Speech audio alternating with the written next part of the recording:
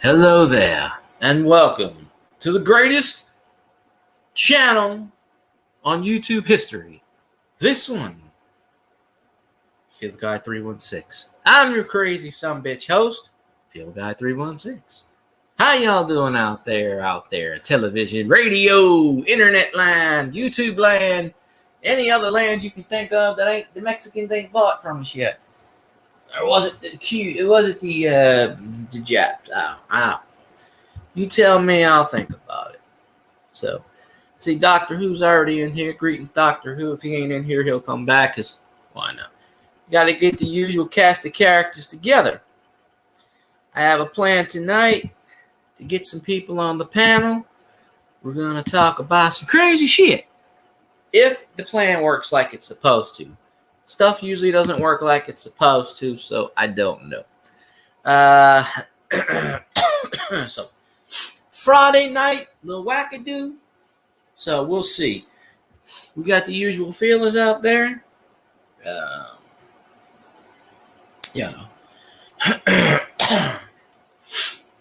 Let me send all my awesome messages out there, because I don't know. And let me see if the Tire King is awake tonight. We're gonna get the Tire King up here. Senor Grumpy Stack Tires. That's who we're gonna try to get up here. We'll get him to do the commercial. Hell, doing this commercial for 3 years now. I ain't got no money yet from that some bitch. No, I'm just kidding. Let's see.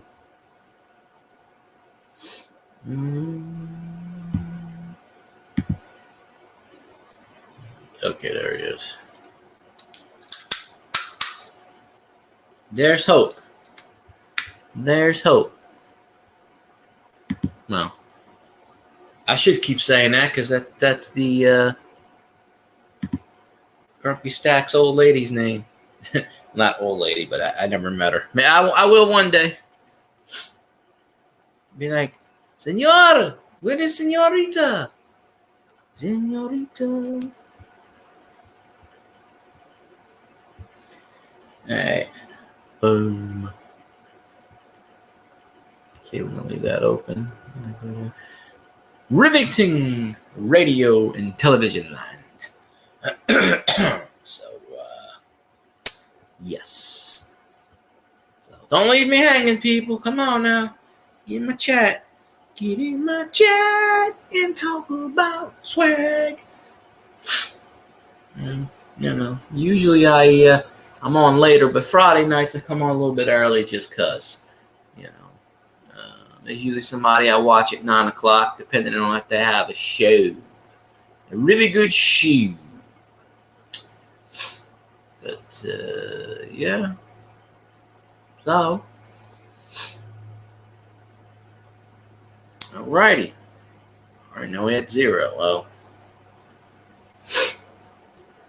I got plenty of time on the StreamYards. I think I got like 4.5 hours left. It's supposed to reset tomorrow, but StreamYards is tricky. It says May 4th, but it doesn't reset my hours until way into May 5th.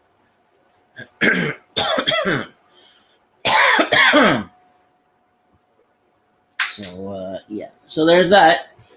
Let me charge my phone. My Crafty Styles, what's going on? I haven't forgot about you. It's just I've been working every Wednesday night. Lately, I have anyway. But I have Restream. I just don't use it. I don't use it until I have to.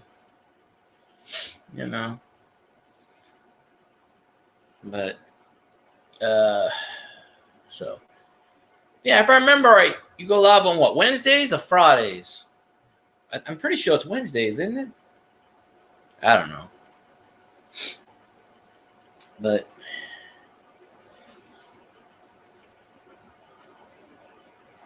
I have to see. But so I gotta play catch up with people's streams. Surprisingly, there's 2 or 3 people who didn't want to get monetized. All of a sudden, they're monetized, and I'm like, okay, that's interesting.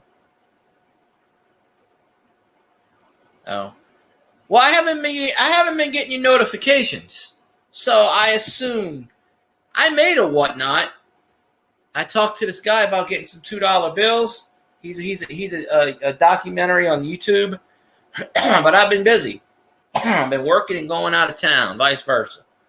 So I haven't gotten any notifications. So I just assumed that, I missed it but I'll come home and I got like 99 notifications. Okay, well, I'm off the hook then. Because I'm thinking to myself, why is My Crafty Styles not on the YouTube? I was going to call out the searching guard. I was going to be like, well, you know what's interesting about my YouTube streams? One night I do a stream, I'll have like 8 or 10 people in it. The next night, I'll have 8 or 10 totally different people that wasn't in the night before. That's the power of YouTube. Oh, I'll add you on there. I mean, of course, I don't, do the quilting and stuff like that, but, I'll look it on. I don't remember what my screen name is on there. I probably made it Field Guy or something. But I still have that $15 coupon that I got to use so I can get some $2 bills for cheap. Because he was going to sell them to me for like really, really, really cheap. And then I just forgot to talk to him. It's been like 6 months. The only reason I signed up because you get $15 for free. So I said, why not?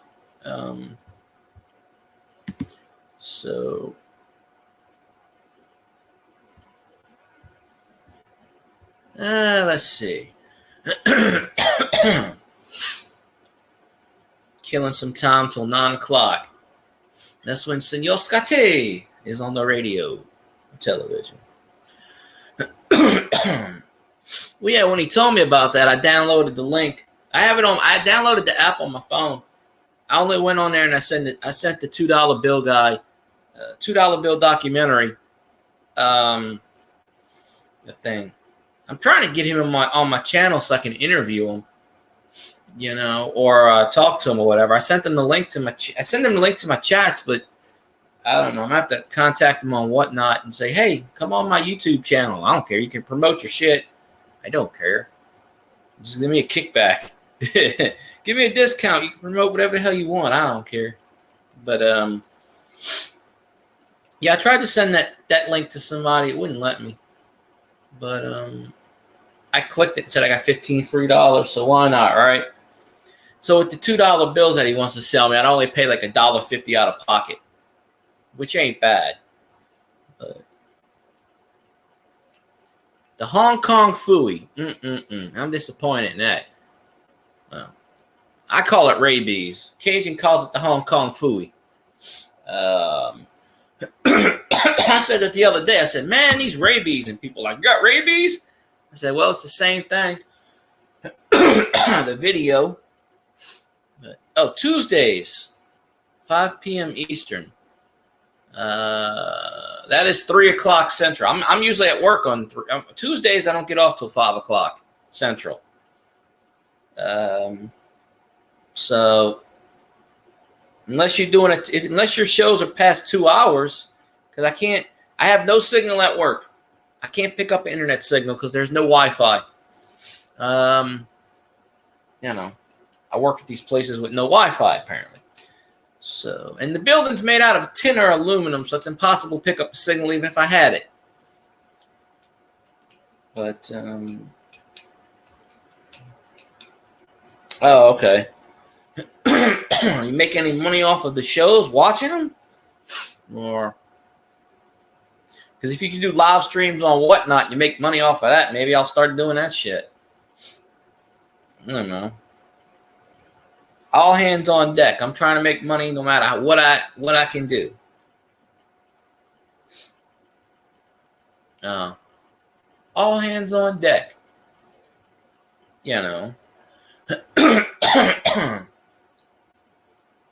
Oh. Excuse me. Shit. Wasn't coughing before. Come on. Last night I started my stream. My internet went down. And the internet, the router's right next to me now. So I'm kind of like, well, and unplug it, replug it back in. You know, my laptop reset and I lost all my pictures and screenshots of things I wanted to write down and stuff. So that sucks. But well, hell, if I'm going on these sites, they need to pay me. Pay me for my time.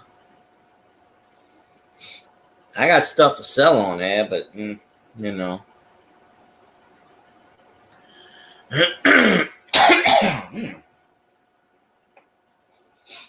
But let's see. I'm bought me a bunch of Q-tips today. 750 Q-tips for $1. I have a business. It's called eBay. But wait, all my bills doubled, if not tripled. Almost tripled. So I'm in like, okay, I gotta make money mode.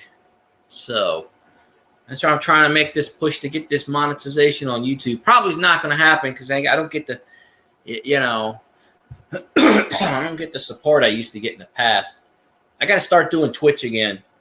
Everybody's asking me about Twitch, and I said I haven't done a Twitch stream in like 4 months because I don't know where the cable is to my other laptop. I threw it in a box. I can't find it. Oh, yeah.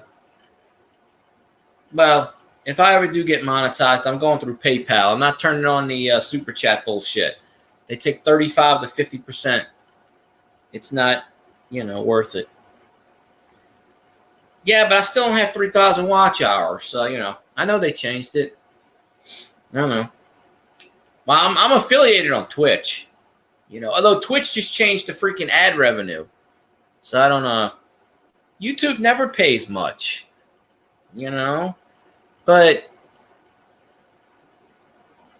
I mean, that's $100. Twitch is easy, and they pay out after $50. I had to claim it on my taxes though, but it actually helped me get more taxes back because Twitch counted as an independent business, so I used that as a business write-off, and it actually gave me more money. No, YouTube don't make them rich. No. Well, you gotta understand. I'm sure you know this too. They're not just doing YouTube. They're doing Twitch. They're doing Facebook. They're doing probably Snapchat. They're probably doing Reddit. They're doing all of these. They're probably doing Kick. They're doing more than one thing. They're probably on like 15 different sites. They're probably doing stuff on Twitter. I'm sure there's some out there I don't know about. But, they do stuff everywhere.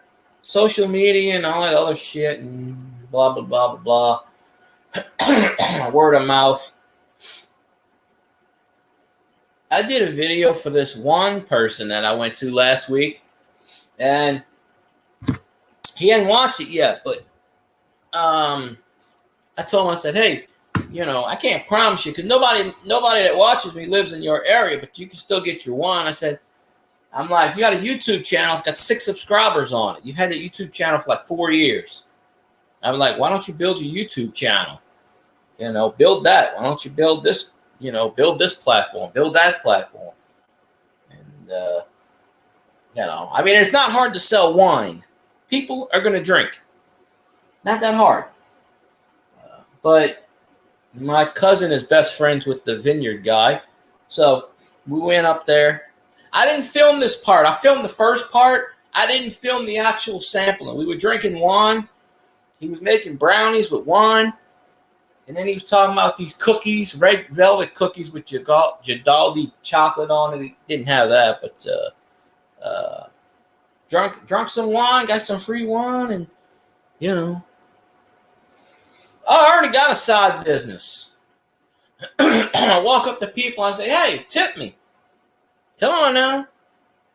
Let's go. Nah.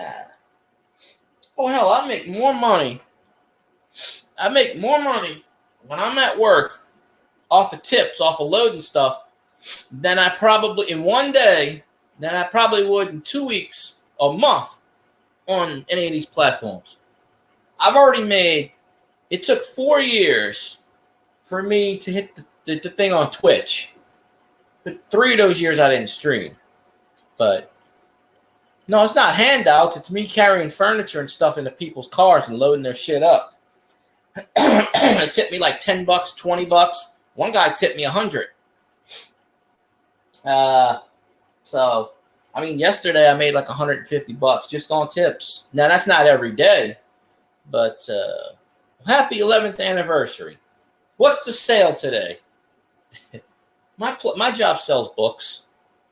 You know, we had the U.S. Grant, Ulysses S. Grant memoirs. I went to buy it, and somebody bought it.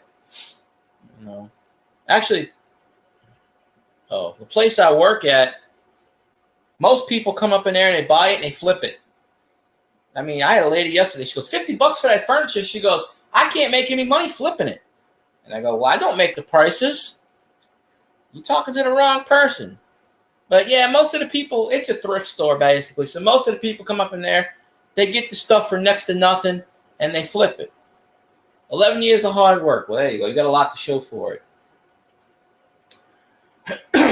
Definitely a lot to show for it there. But I got stuff I'm going to put on eBay that I bought really cheap. Then I'm going to flip on eBay. I'm probably going to put them up tomorrow.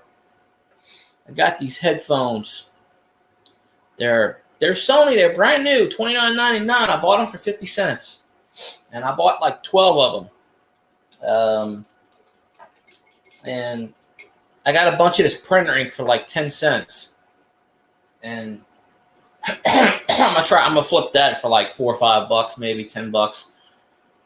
I gotta, I buy stuff at my job, and if I think it's gonna sell, I'm gonna try to put it up. They cut my hours today. I went home early because it was raining. But you're not supposed to flip shit, but fuck it, I don't care. But that damn disease. I'm telling you, it's crazy. It's nonsense. Absolutely insane.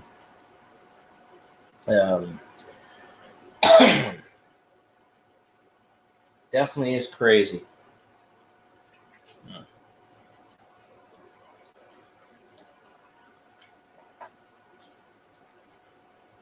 At some point, I'm going to start a business, but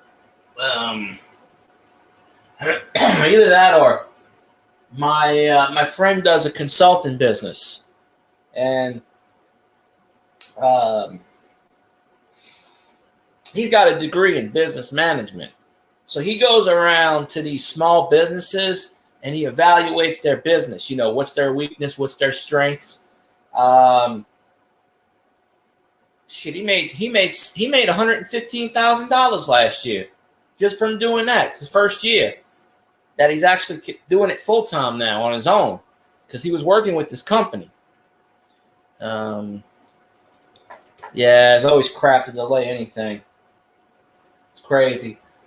But I might go half in with my friend, and because I'm a good salesman, I can sell anything.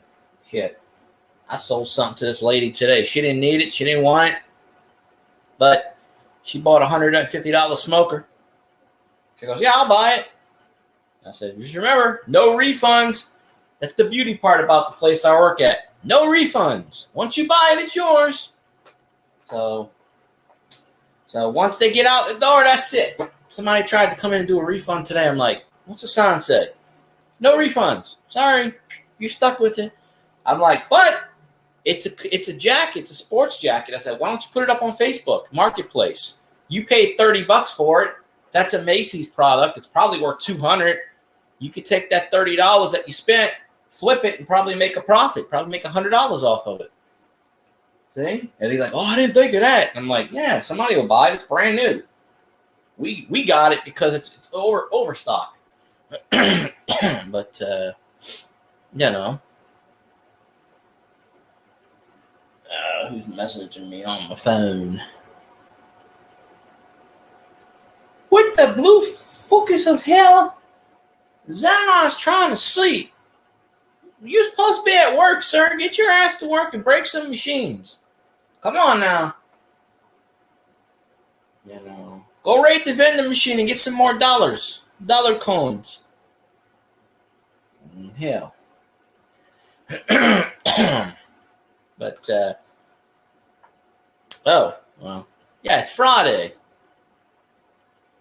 I'm off tomorrow, Saturday. Whoop, whoop. That's 2 Saturdays in a row I got off. Although I got to work Sunday. But, yeah. I don't have any set days off. They were giving me like Tuesday and Wednesday off, Wednesday and Thursday, but seems like right now they're giving me like Saturday and Tuesday off. But so I have tomorrow off. They actually sent me home early today, the bastards. It was storming. We were busy, but they just like, well, you know, because the goddamn owner come in and starts like, you know, apparently we don't do any shit, and I don't like it, but you know, he comes up to me and starts complaining. I'm like, I'm not the manager. I'm not the boss. I just work here. Go over there. She's over there. Leave me alone. You know, I'm not here to listen to your bullshit, dude. The hell with that. It's like this dude was like, his shit didn't stink. Yeah, I know. I get so tired of hearing the store looks like shit. Well, you know, you only have 14 employees, and most of them work during the day. You don't have any people closing, and you can't get people to fix shit. So, you know, you only have 2 closers out of the 14 employees. Only 2 people close a night. You know, if you had 4 or 5 people closing, you could pick up shit and straighten it. But you got a manager and you got a cashier. You got nobody running the floor. So, of course they're going to leave it like shit. Now, I know this because when I was closing, I had to fix the store by myself, and it's practically impossible. So they always come in and say, oh, the store's a mess. Well, you know, stop cutting hours. Stop fucking with payroll. You can't have it both ways. You want shit fixed? Hire the employees to get it fixed. You can't sit here and cut payroll and then sit here and tell me this bullshit. But Doctor Who, Bill's Mafia in the house. If you say Skull too much, you know, Elvis will pop in. We ain't got to hear his Minnesota Miracle bullshit tonight. Okay, you hit your three thing limit. You said it 3 times, that's it. You can't say it anymore. But, yeah, I don't... The Saints signed somebody today. I don't know who. They signed some kind of kick returner. We got a lot. The Saints, A+ in the draft. I like every single selection. And then... They signed this guy, Darren, I forget his name. He's from Colorado State, I think he is. The #1 rated tight end. Nobody drafted this guy. I think his name's Darren Hulker. Nobody drafted him, and the Saints signed him. Really cheap. And he might be the starting tight end. He's like 6'7". I think he's like 6'6", 6'7". He's like a Jimmy Graham. 270, 280. He's a Jimmy Graham. He's better than Jimmy Graham, in my opinion. And nobody drafted him. And he was the top tight end. Nobody touched him. So apparently nobody drafted tight ends. And then we signed this tackle's a beast. He's like 6'8", 360. Some bitch is built. So all these sports people gave the Saints an A+. There was only 4 teams that got an A+. Lions got an A+ also. I like what the Lions did in the draft. You know, it's scary. The Lions actually got better. They actually got better. Now, whether or not it translates on paper or not, you know, that's why you play the games. But Lions going to be a force this year. You know, sorry, Elvis, but the Lions they're gonna be a force this year. Yeah, no, we don't. Thank God we ain't got a plan. But Elvis, your team's gonna get the shit kicked out of them twice. So, yeah, no. But I think it's gonna be the Saints and the Lions in the NFC Championship game. You know, unless Roger Goodell decides to screw the Lions again, but or or the dude decides to screw up his play calling. But I don't know. We will definitely see on that one. I never did send. Where's my phone? I sent a bunch of people a link to the panel, so I got a message.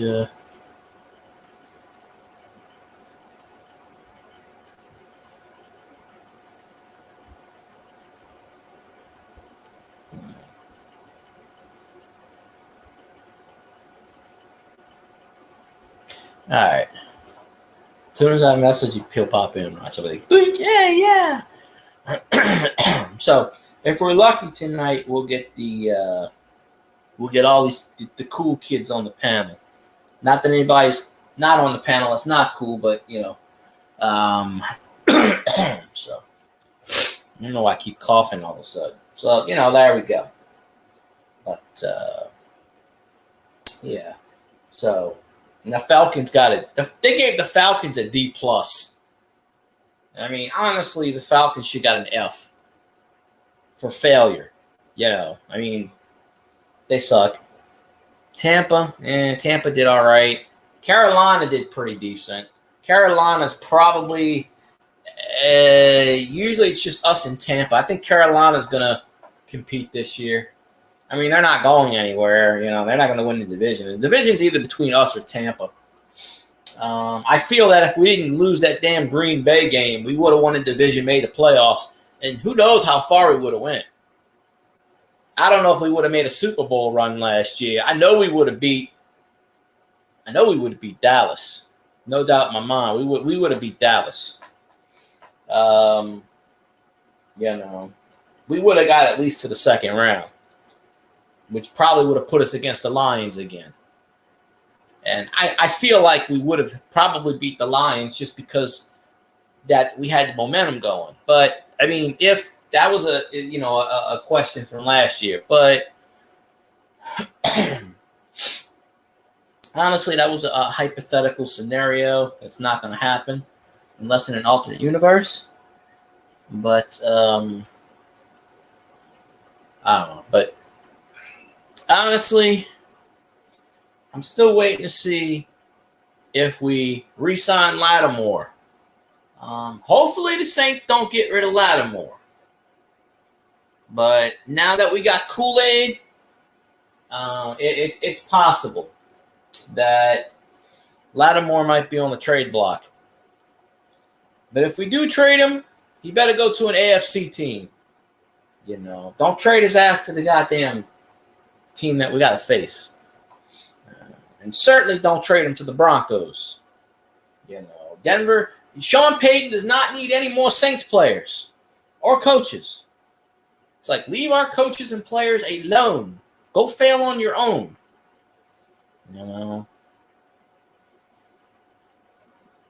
But that's the way I see that. So anyway, hopefully we get some panel people tonight. We get some more people jumping in. We get a couple of things here going, and let's see. According to my phone, I walked 5,191 steps today. That's only because I didn't work my full shift today. But usually I work over 10. Usually I walk about 10,000 steps with my phone in my pocket. So I only did 5,191. So, of course, tomorrow I'll probably do less than 2,000 steps because I don't know, but we'll definitely see on that one. So, All right.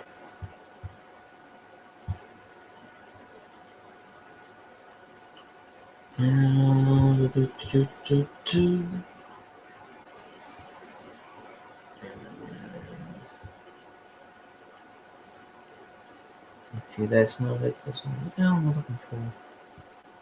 Oh, there we go. Oh, what did it do?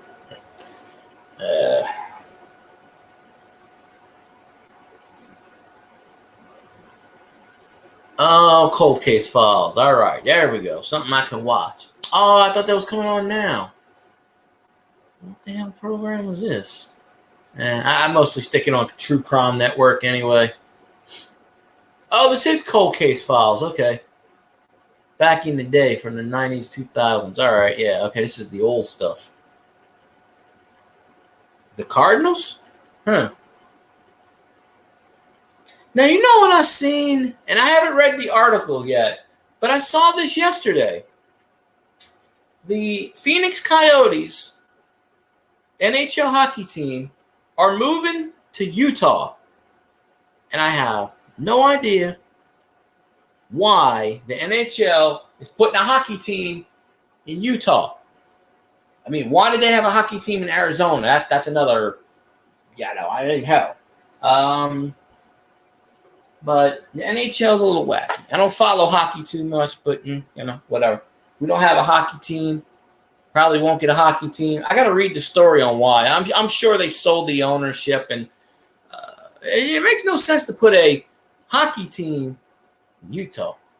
You're cooking. What you cooking? I'm hungry. Is that what it's called? The Utah Utes? I saw that yesterday. It said NHL 2 weeks ago. Coyotes played last game in Arizona, and I went, okay, I didn't know they were relocating. It's just a lot of people have been making videos on YouTube about it, and I'm like, Utah, huh? We had about 10, 12, 15 years ago, and I have the hat somewhere called the New Orleans Brass. It was a ECHL team, Eastern Hockey League team. Well, West Virginia is a little far from me. Hell, I almost went to Texas and had a panic attack, anxiety attack. Traveling makes me have bad anxiety. I don't sleep. I'd stay up. I mean, if you feed me, okay, fine. You just have to divert me on a lot of things. But I'd get on a plane. I haven't been on a plane either. I'd get on a plane and go, take me to that state, please. A couple of my cousins moved around. One got a really high-paying job in Nebraska for some kind of company. Another one just moved to my friend just moved to Kentucky. How the hell am I going to take a road trip? I don't drive. And I don't think my friend's going to want to go to 2,000 miles out of the blue. But another one of my friends got a high-paying job at the Toyota plant in Kentucky. So a lot of my friends, Uber. What the Uber? Shit, I don't do Uber. You know how much it's gonna cost me? Like $50,000. It's like 2,000 miles from here to what is it? 2,000 miles? I'm gonna look this up. It's got to be at least 1,500 miles from here to West Virginia. And I'm not putting in the city. I'm just generally putting in the state.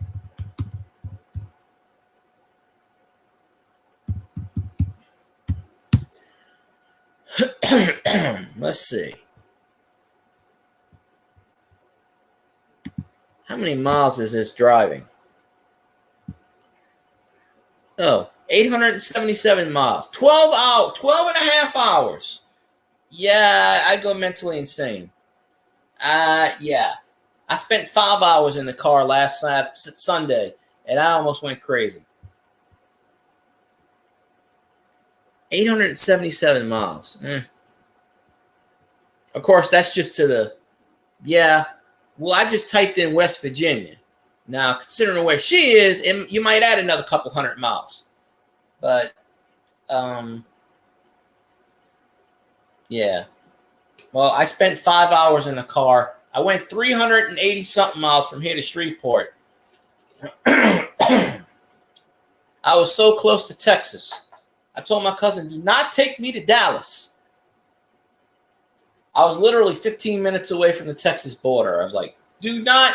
In that part of the state, I was so close. I was half an hour away from the Arkansas border, and I was 15 minutes away from Texas. They call it Ark-La-Tex. It's a kind of, Oh, I have a guest room too. Just nobody comes over and visits, and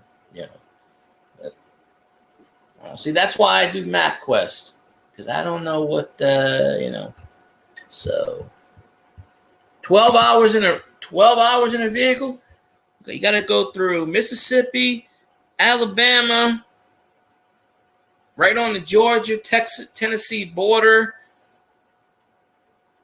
You go through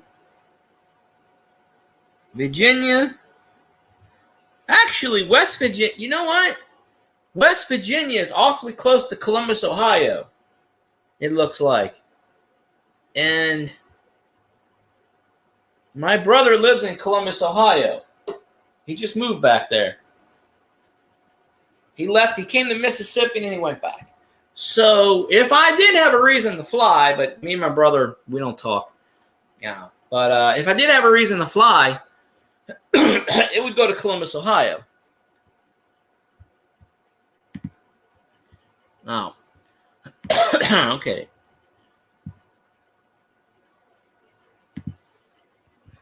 Weird.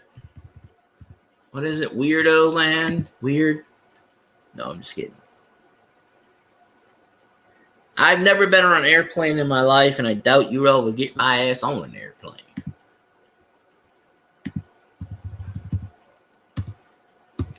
All right, let's see what this says.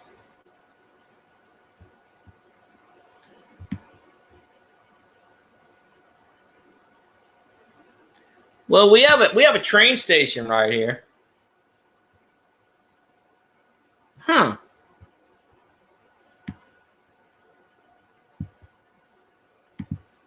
Oh, I gotta type in this damn state.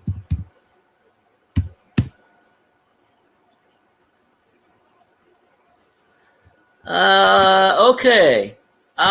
Yeah, that just put 250 more miles on there. 1,029 miles, 14 and a half hours.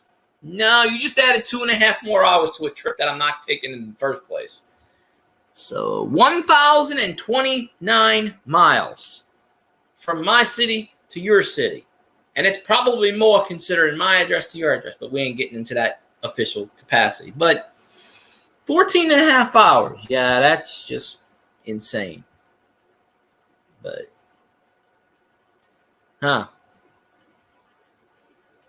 well, I've never had a reason to fly. Although a lot of my cousins' kids are moving to Arizona. I mean, not Arizona, Missouri. And like I said, my cousin works for this construction firm. And he was down here, and he just left. That's it. Elvis gets banned. That's it. We go, no, bad Elvis. Elvis likes failure. So, my brother went when he moved to Ohio. Yeah, but I'm not a traveling person, and I get anxiety and panic attacks. So I don't know. I'm a little screwed up. Sorry, but I'm not a traveling person. Nah, he's only smart because he's only smart because he's saying whatever. But what happens if the Bills play the Vikings and the Bills beat the Vikings? Would you still call them smart? Like if the Bills beat the Vikings like 53-10, would you be like, "Hey, Doctor Who, you're smart"? Hey, I just watched the show on Elvis recently. Sun Records in Memphis, Tennessee, is where Elvis got his. Do you know that they did not want Elvis to record? And you know how Elvis got his start? The secretary let him in. They didn't want him recording there because they said, no, this won't work. The secretary paid for his session and let him record there when the owner wasn't there. And then when they put out the song, It's All Right, it went to #1. Then the owner signed him exclusive contract. LAP Coins, what's going on? I was watching Ozzy and Jack's World Detour, and that's what they said. You know, skull means drink. It means to get drunk off your butt. Yeah, LAP, I got to find my... I haven't done a Twitch stream in a while, but I might do a Twitch stream maybe tomorrow, the next day or something. So I can't get my ad revenue anymore, so I got to get the subscription things. So I know you got that free subscription thing in the jig. No, we chant who dat in here, Elvis. I'm sorry. Don't make me wake up Zanron. You know, I will wake up Zanron. Don't flood my chat with that skull crap, please. I'm trying to read people's comments. I can't read people's comments if you're flooding my chat with bullshit. So,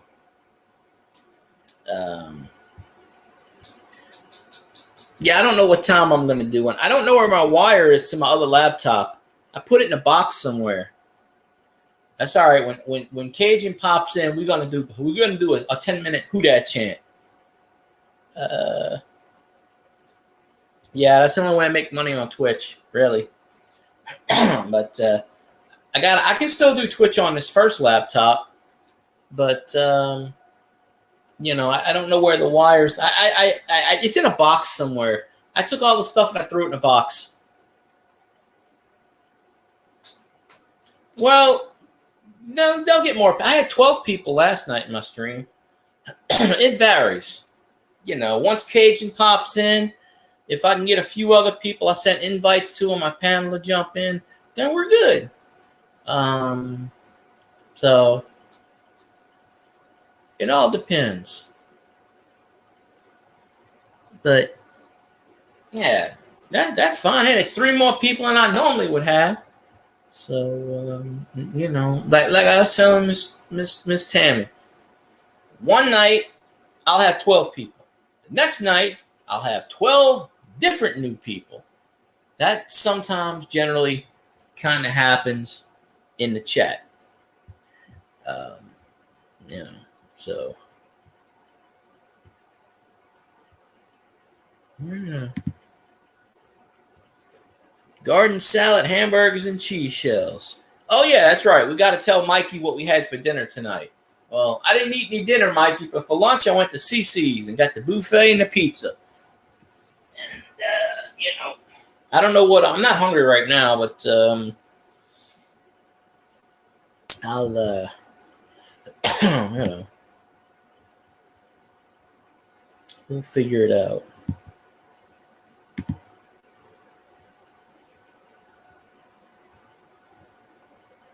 Well, let's see. Let me go back here. But yeah, that sounds good. Hamburgers, garden salad, and cheese shells. Put some Velveeta. There you go. Boom. Although Velveeta, I eat Velveeta once. It's okay. But you know, when you have free food and somebody gives you something, hey, I'm gonna eat it. Tastes like crap, I'll eat it. But what? Why did Instagram do that? Instagram is funny. Well, you gotta remember, Instagram is owned by Meta. Meta owns Facebook. Facebook always suspends me. During the Saints games, I'll do the Saints games when I'm not working.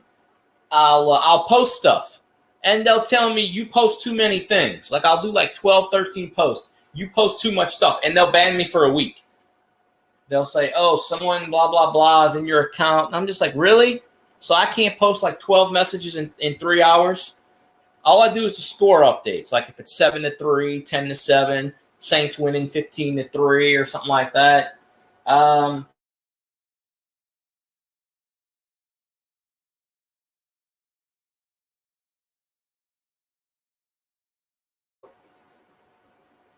Instagram has never suspended me. They did lock me out my account once. But, well, you're doing Instagram, you're doing Facebook. It's owned by Meta. It's the same. Facebook bought Instagram years ago. So you're basically doing the same thing. I didn't even, you know how I got an Instagram account? Facebook one day said, congratulations, you have an Instagram account.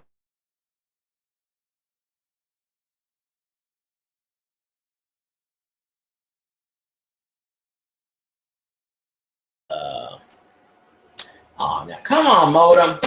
Piece of garbage. Come on now.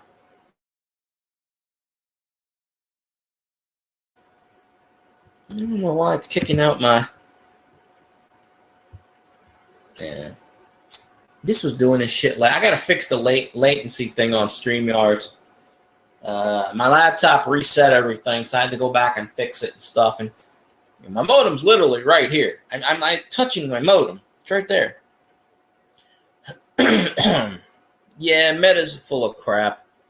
I don't understand it, but that's Instagram, Facebook parent company. So yeah, Facebook just made me an Instagram one day. Said, congratulations, you have an Instagram. Okay. Because I was not going to make an Instagram. I promise you, I was not going to make one.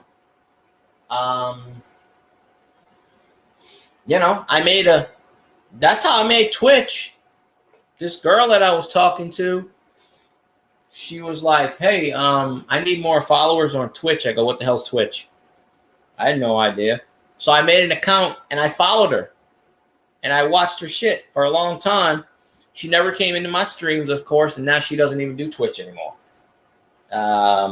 Because in England, they changed the rules. She lives in England, so they changed the rules, and they don't get paid as much. So, Amazon did some kind of thing or whatever. So I had a Twitch account for 5 years. I didn't do anything for the first 3 years of it. And then all of a sudden I said, well, hell, I got this account. Let's give it a shot. Pinterest. Now I'm suspended from Pinterest. Apparently on Pinterest, you can't put nudity on there anymore.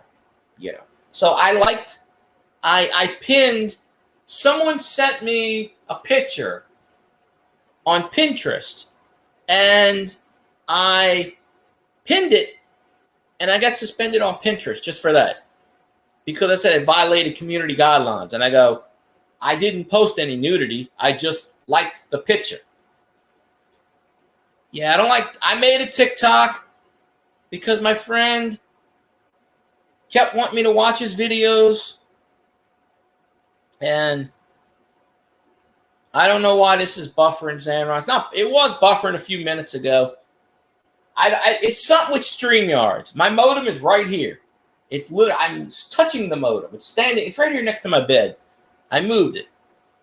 Yeah, you might be a little on a delay. Yeah, it was doing that last night. My laptop reset, so I lost all my screenshots and stuff.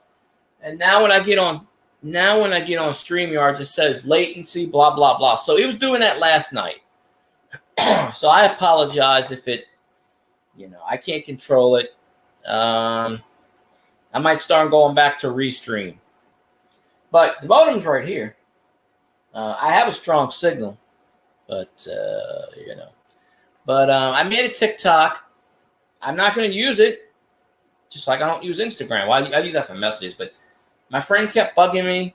He needed another follower because he wants to start doing live. You need 1,000 followers to go live on TikTok, apparently. And he's at like 960 and he needed another follower. So I said, okay, fine, I'll make an account. I said, I'm not doing anything on TikTok. I fucking hate TikTok. I don't even know I think I made it Field Guy or something. I don't even know what I named it. And then my friend made a We Are the Who Dat Nation TikTok page. So I go on there and I follow Saints fans and they follow back. I don't know how to post shit on Instagram, so I certainly don't know how to do TikTok. But David Carlisle, the man with the plan, how you doing today? Appreciate you up here. 100 likes and we dropping trowel and twerking, folks. So, just saying. And I'll get all the ladies on chat. I mean, if they come in the chat tonight, then we'll be all right. Other than Miss Tammy, because she's already here. But Friday night, so the usual cast of characters I got the invites out for. Yeah, I've only gotten 100 likes on 2 videos ever. The Mario video, I got 179 or 171. And there's another one where I got 102, but then YouTube took 4 likes away, so it's at 98. So technically I got 1 video. So yeah, but I apologize if the damn thing buffers. It's StreamYards.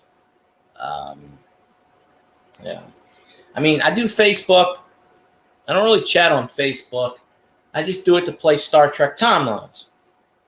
Because most of the people I know deleted Facebook. Twitter, I don't even remember why I made a Twitter, but I used that for the Saints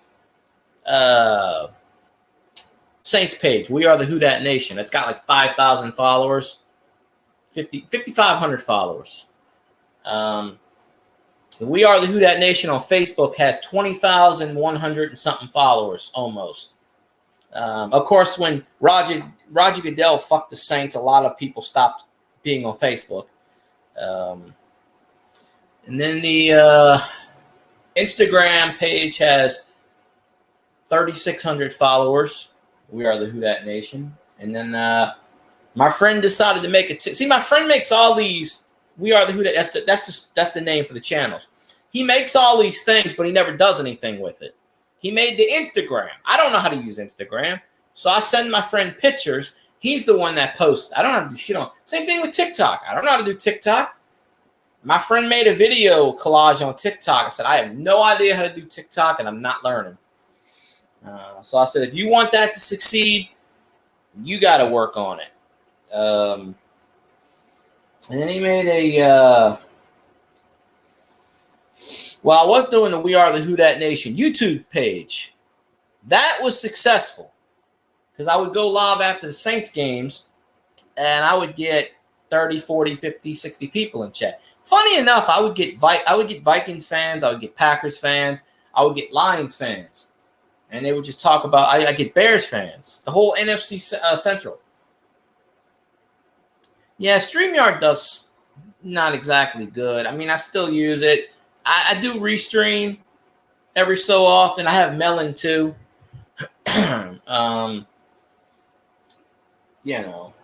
But I haven't had to use Restream in a while because I still have whatever. But maybe the next stream I'll do Restream. I kind of change it up,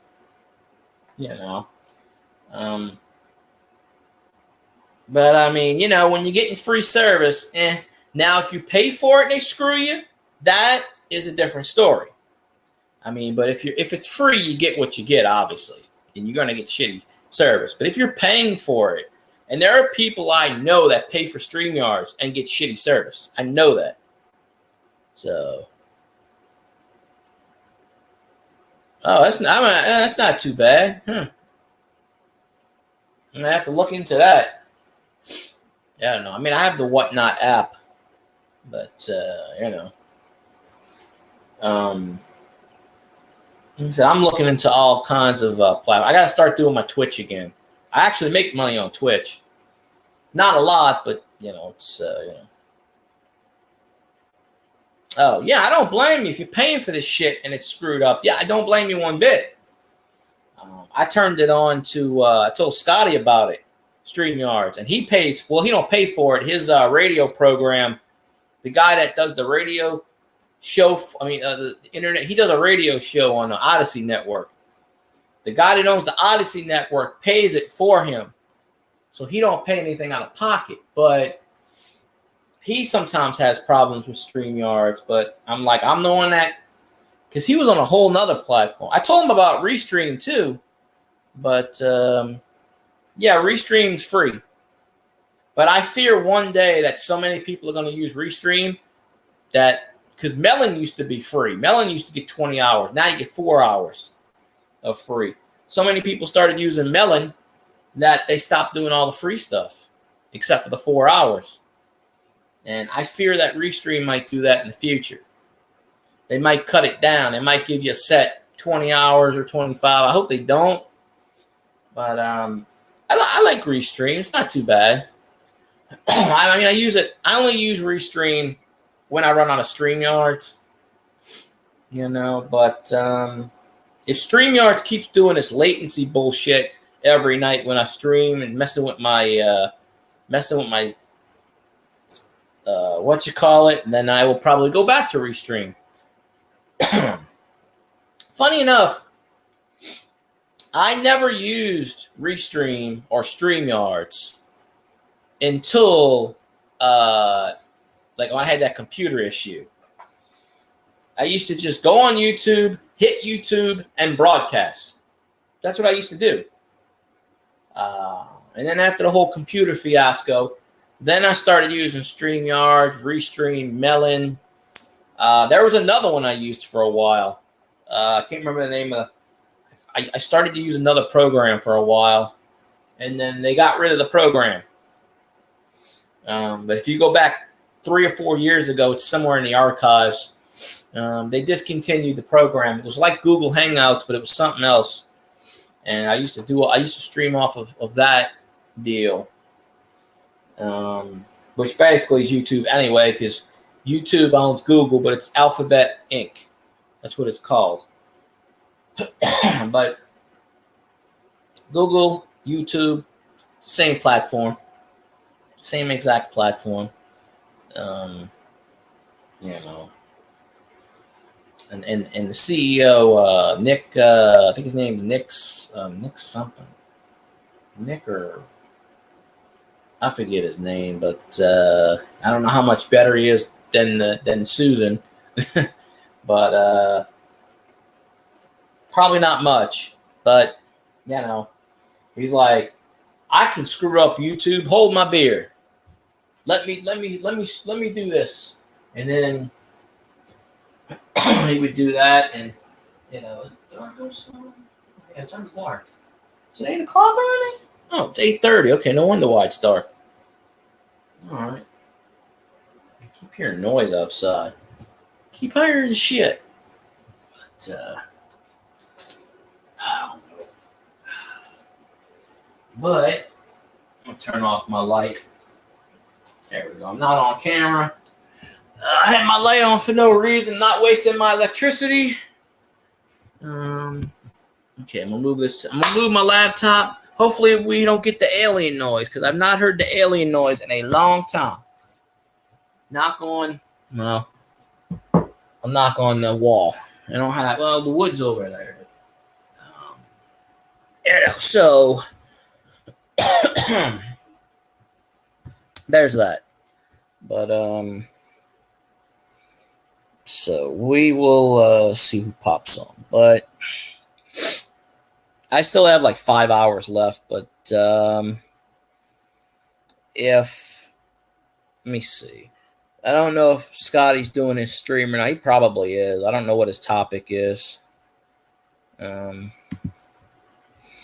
If he's got a good enough topic, then I'll go on there. But come on, Facebook, what the hell? Man, let me get off of that.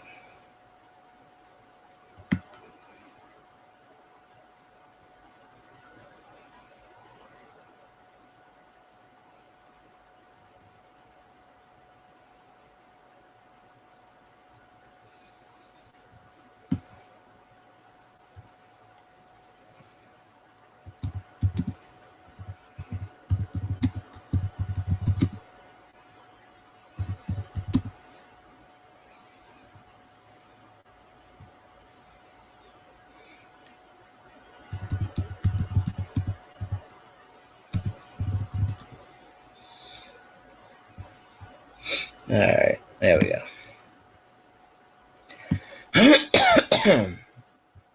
Okay, where are we at?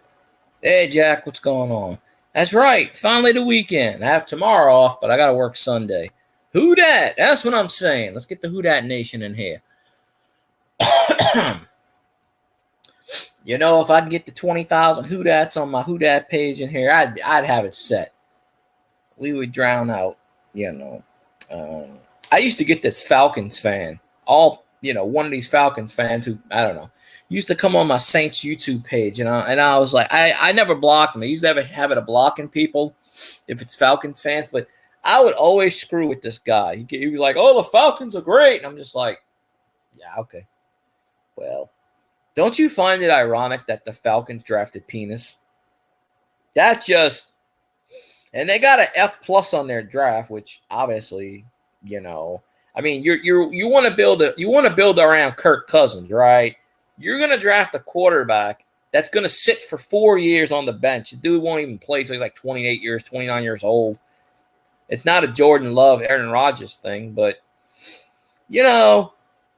and the funny part about this is, right? The general manager of the Falcons used to be the assistant general manager of the Saints. He left the Saints to go to the Falcons because they gave him a promotion and a big raise. And what did he do? He fucks everything up. So we sent him to the Falcons to purposely sabotage their ass. Elvis, you meant go Saints. Nobody ever says that. Oh, he says that shit all the time. He's a Vikings fan. He don't even say go Vikings. We don't pay attention to when Elvis says that, we don't pay attention. We just laugh and we go, okay. Yeah, no. That's all right. Elvis knows his team's going to get swept by Detroit again this year. The Lions are going to beat the shit out of the Vikings. He knows that. So, if you don't believe me, ask Zanron. He'll tell you. I'm speaking the truth. So,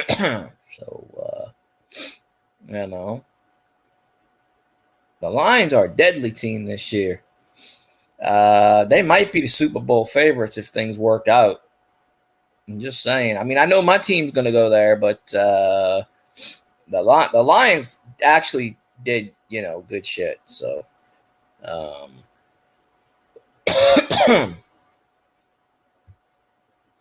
we got to get rid of all this Falcon nonsense bullshit. Like, get rid of that shit. Good job, David Carlisle. David Carlisle is awesome. Zanron is awesome, too. Look at that. Don't delete all this stuff, Zanron. I don't delete all of Elvis's stuff. He deleted everything. Don't delete all of Elvis's stuff. Just delete the Falcon shit. But nobody time out Elvis. That's a rule I have. Don't time him out. We're all friends in here. Don't time him out. So that's right, Jack. All the way. Oh, you timed them out. Yeah, when you time them out, it deletes everything. Okay. Yeah. I know, right? Yeah, I forgot you can do 10 seconds, but we all, the funny part is I still see it on StreamYards. So, yeah, but when you put them in a 10-second timeout, but nah, it's all good. The only reason Elvis is a moderator in there is because he doesn't want me to delete Elvis's stuff because then Cajun was like, oh, my mods will think he's a troll and just start timing him out. I said, nobody time out Elvis. Nobody. But I agree with Jack. We're going to do some things, but the Lions are deadly. So, but don't worry, Elvis. When your team gets swept by the Lions, I didn't time him out. I never time out Elvis. He just fucks around with me. That's his job. If I hated the Chiefs, he would say go Chiefs. If I hated the Rams, he would say go Rams. I mean, that's just what Elvis does. Now, Elvis's team is in the same thing. What about Arizona? I don't know. Arizona Cardinals. I don't know who they drafted. They didn't get an A plus. The 4 teams that got an A plus was the Bears. I think the Bears, the Saints, the Lions, and another team. I honestly like every pick the Saints got. Every pick. No, Cajun won't allow that. Trust me. Cajun won't let that happen. He'll take the wrench away before that happens. I promise you. If it disturbs his stream, he'll take the wrench away. He'll be like, bad Elvis. No. But that's the only reason Elvis has got the wrench. What? Apparently you ain't looked at our draft, Doctor Who. You ain't looked at who we drafted. We got the Hawaiian tackle in the first round. We got Kool-Aid in the second round. Oh, Cajun don't get mad. Trust me, Cajun, I've known Cajun for a couple of years now. He doesn't really get pissed. He'll just joke around. Honestly, he won't probably even notice it unless I say something. But I do know that's the reason why, well, yeah, I'm biased. It's my goddamn team. Of course I'm going to be biased. But I'm talking about all the national media gave the Saints an A plus. They gave the Lions an A plus too. Now Elvis has got them. Elvis must have the best crack out there. Like, I don't, shit, the Lions will win the first game and they'll continue to win games. And, but a lot of this stuff. So, a lot of interesting things, but, so we'll definitely see on that. But I like who the Saints drafted. I mean, we got needs. And we got the steal of the draft. We drafted Spencer Rattler. Now, in the 5th round, quarterback from South Carolina. This guy is good. Like seriously good. Okay, that's interesting. I see you. All right, I see him in there. I know. Let's bring him up on the screen. Here he is, the man, the myth, the legend. We'll see who it is. Johnny Best. Hey, Field Guy, what's going on? Hola. What's up, Field Guy? What's going on? Tigers and who that? Who that? Yeah, you're right. Who that? You stuck Johnny on the screen. Who that? Who that? Who that? Where you at? Who that? Are you at Johnny's? No, I'm okay. No, we're at my house. I slid the camera over to Johnny's. Oh, okay. And we just got through eating. Oh, okay. Because I looked for a second. Oh, you got it that way. Because I looked and I went, what the heck? Yeah, that's my stove in the background. I fried a bunch of shrimp and some tater tot. Missy wanted a fried pork chop, so I did that for her. Oh, yeah. Pork chops are like a weekly, two weekly thing in this house. Deep fried pork chop. Yeah, and then we got that deep fry, that big deep fry. Mm-hmm. That makes it so much easier. I got 2 small baskets, about that wide, that long. Or I got one. Yeah. Well. So I had a lot of shrimp, so I layered. I got my grease hot naturally. Let it get hot first. I do it at like 340. So anyway, I put a layer in the bottom of the basket, just one layer, all touching each other, and I threw it in the hot grease like that. It didn't take long, about 4 minutes, and they were done. Shook them up around a little bit, put them back in, and 4 minutes they were done, and I did another batch. So yeah, we had plenty. We made some shrimp burgers, sandwiches, whatever you want to call it. I wish I I got had some hot dog buns, and I made some miniature po' boys. That ain't too bad. I got some shrimp in the freezer.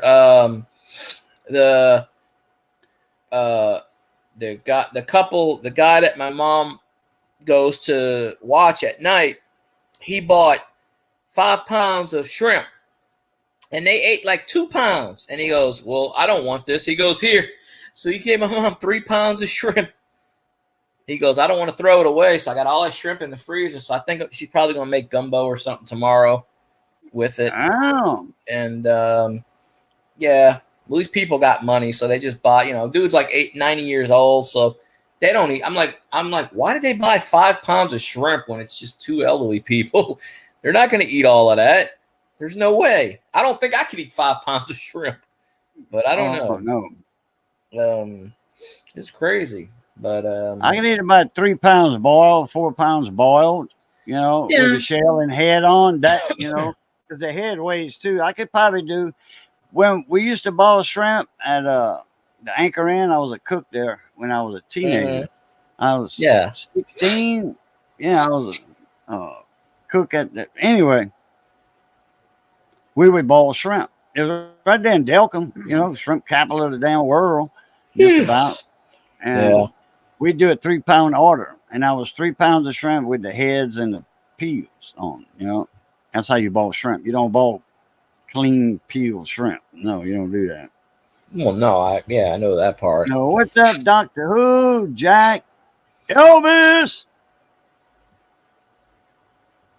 Oh yeah, Elvis is talking about that RTR. There's only 2 things that control the tide, and that's the moon and the LSU. So right. I'm gonna have it on my bucket list to go to Tuscaloosa, Alabama, stand there from the stadium, walk in the stadium with full LSU garb, and go Tigers. There's Miss Missy. Hey, Miss Missy, how you doing? Zan Ron, what's up, Mona Me? Who else is in here? I'm going up in the chat trying to find my crafty styles. Miss Tammy was, she's in here. She was. I think she's still in here. She's cooking some food right now, listening. Hey, David Carlisle. What's up, David Carlisle? So, Dave's not here, man. Dave's not here, man. Oh, there he is. So yeah, but I found I got sent home from work today because it was so slow. It stormed here today around 9 o'clock, and it stormed for about 9 to 11, and then it picked up again. Probably the storms y'all got yesterday. It wasn't moving that slow. No, we had some weather here today. It wasn't bad though. It was just rain, drizzle. It kind of stormed here, but it was slow at work. It was the opposite of yesterday. It stormed here yesterday. It rained a lot. Yeah. And then a few days before that, like Sunday and Monday. But it stormed it yesterday, but you said it didn't do nothing but drizzle yesterday where you at. So we didn't get the opposite that much today. It just drizzled, rained here today, and stormed at your place. So it was the opposite. Yeah, it was so slow. They sent me home at noon at work, and I'm like, oh man. But I was on the register anyway. But I pulled a couple of 50s nickels, 61 penny. I pulled that 75 red penny. There was a star note, but it wasn't anything special. It didn't have zeros, and it wasn't a birthday note or anything. So I left that in the register. But so I pulled the 50. I pulled 2 bicentennial quarters out the register too, but out my till. The nickel I pulled, I think it was 52 or 53. So I pulled that out. But nothing special. They had a bunch of 65 quarters in there, and I'm looking at it, and I dropped a few of them. And I'm like, no. Of course, 65. You just look at the edge. If it's all silver, it's silver. But yeah, I don't know how many that accidentally made it through. It's not going to be in the hundreds, you know. It's going to be in like the, a couple dozen maybe, and that's from both men. Yeah, I still check 65 anyway.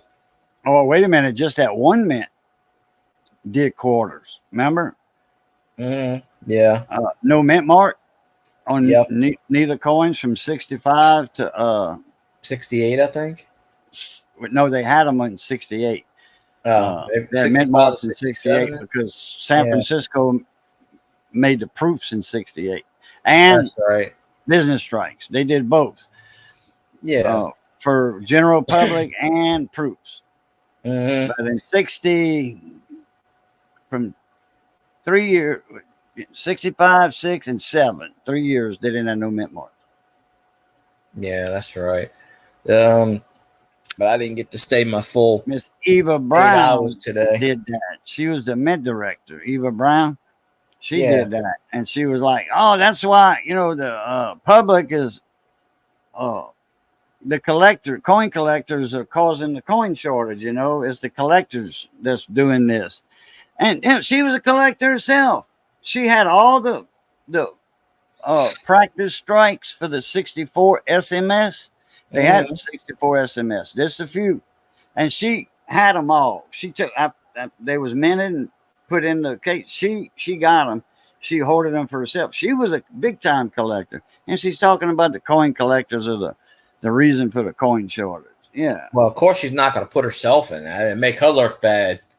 I mean, even now, 64 SMS sets are worth like a lot. Well, yeah, even now, the last couple of years, they're still talking about coin shortages, and I go, there's no coin shortages now. People say, oh, well, there is. I'm like, no, not really. I mean, what are they hoarding us now? Yeah, they still have it. There's never a coin shortage. No, I told you a few years ago I went to Circle K and they had the thing coin shortage. It's because certain banks refuse to give coins. That's all. They don't want to get. Oh, they limit the coins like Regions. Regions will limit how many coins businesses get. Goose Sports, what's going on? Appreciate you popping in the chat. But I don't know why they want to limit on how many coins for business, because the Brinks trucks, the armored cars wasn't running, delivering rolling coins and all that from the businesses. I mean, what was the excuse for the shortage? They didn't have no shortage. They had just as many coins during the Hong Kong Phooey as before the Hong Kong Phooey. You know what? They just want to ruin the economy. That's all it is. If people don't have coins for that business, But when I was at Rack Room, right before the holidays, they forgot to do an order, and they said no more pennies. We didn't have pennies, nickels, or quarters. I had no change. We ran out of change. I had no change. So I had to ask customers for change, and one guy just happened to come in with like a bag full. He must have had like $200 in pennies, quarters, nickels. And he's like, can I cash this in? And I told him no, because we didn't have the change. But then we couldn't go then we found out, oh shit, we're screwed, because we tried to go to TJ Maxx and the other business. They wouldn't give up their change. So I had to go find that guy. Luckily, he was in TJ Maxx, and I was like, hey, I'll take your change. So for that week, that's how we had all the change. He had a whole Ziploc bag. It was like 200 something bucks. I said, well, I'll take it all. I didn't even count. Honestly, I didn't even count it. I said, you know how much is in there? He goes, 200 exactly. Here you go. I didn't even count it. I just gave him $200. Boom. Because that's what my boss told me to do. And we had change for a week. That's how we got change. There you go. So it was just a blessing in disguise. But there you go. Yeah, when I had the little bar, part of that bar in Bala Battery, it was on top of a shrimp house. And they were unloading the shrimp boat. And so Hot Rod, he said, Boudreaux, he said, go ahead and make these guys a tab. And he says, I'll settle up the tab when I pay the boat for the shrimp. I'm like, oh, okay, not a problem. Yeah. Well, they getting beers, and then I don't have any money in the register yet because his girlfriend didn't come by from the bank. She went shopping or something, and she's got the till. You know, she's got the change.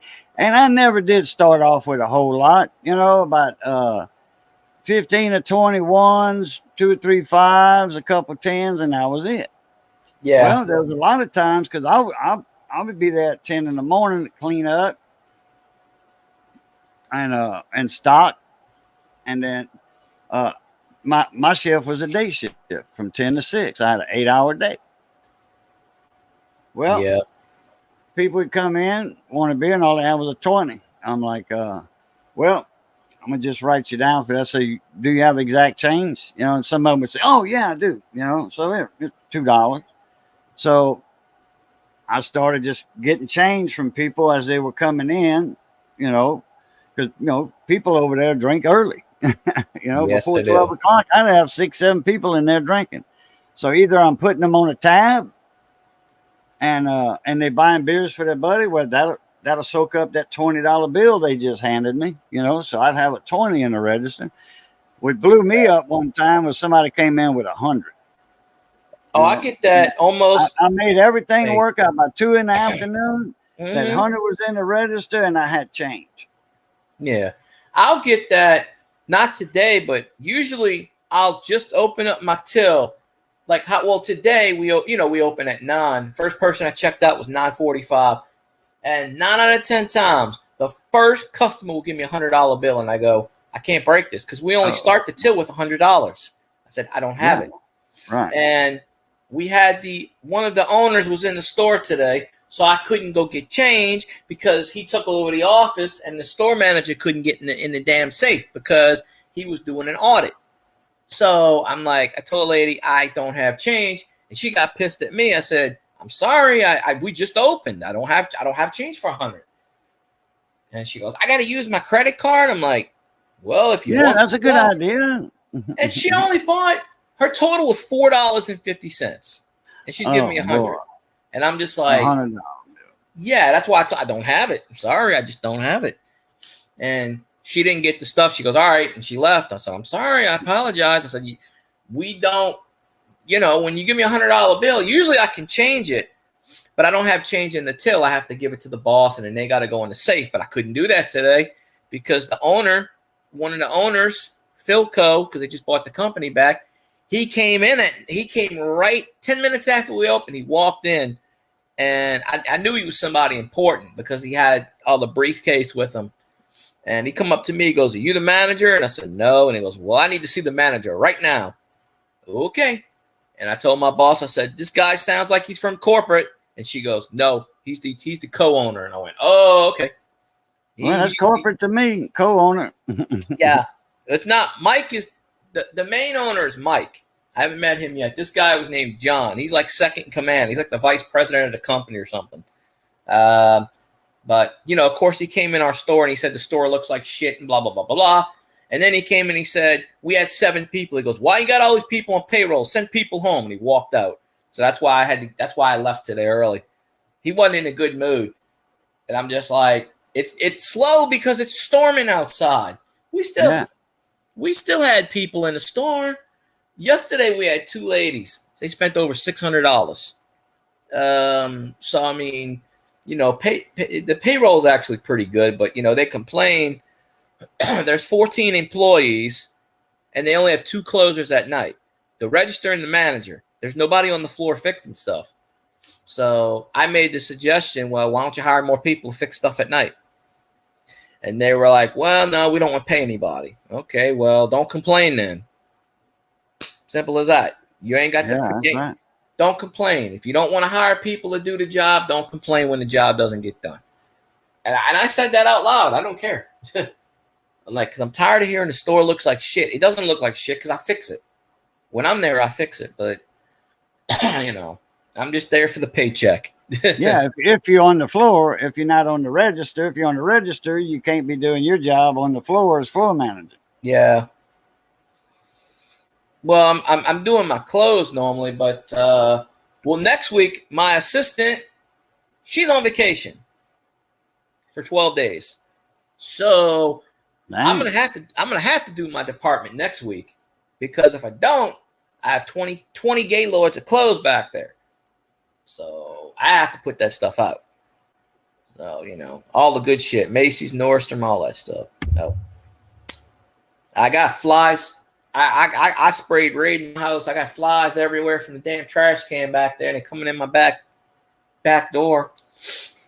We had that storm from Monday, Tuesday, whatever, and there's a lot of flies in the outside. All that rain, and it upsets them. I say upset them. It gets them moving.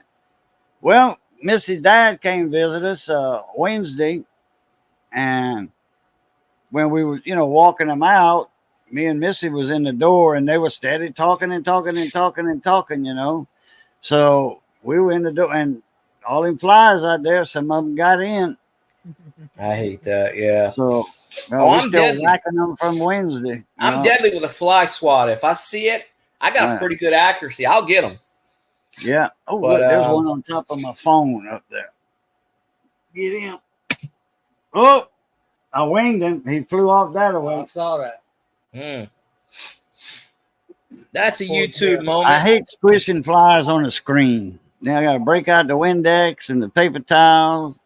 Give the fly swatter to Johnny. Shit. Here you go. I did. He's laid back, like this in the chair. Yeah. He's low riding. Low rider. Low rider. Yeah, that's a good song. Oh, I'm guessing LSU baseball ain't playing tonight. Usually Goose would be probably not. doing it. Probably not. Goose, if they Goose playing, would be, if they playing at LSU, Goose would be doing the YouTube broadcast if they were. So, but I'm in there for the LSU games a lot. I haven't been in there as much lately as I want to because I've been busy, and I apologize if I'm missing people's streams. I try to get people's streams. It's just kind of. So Goose does it on YouTube on Goose Sports channel. Oh yeah. Oh, okay.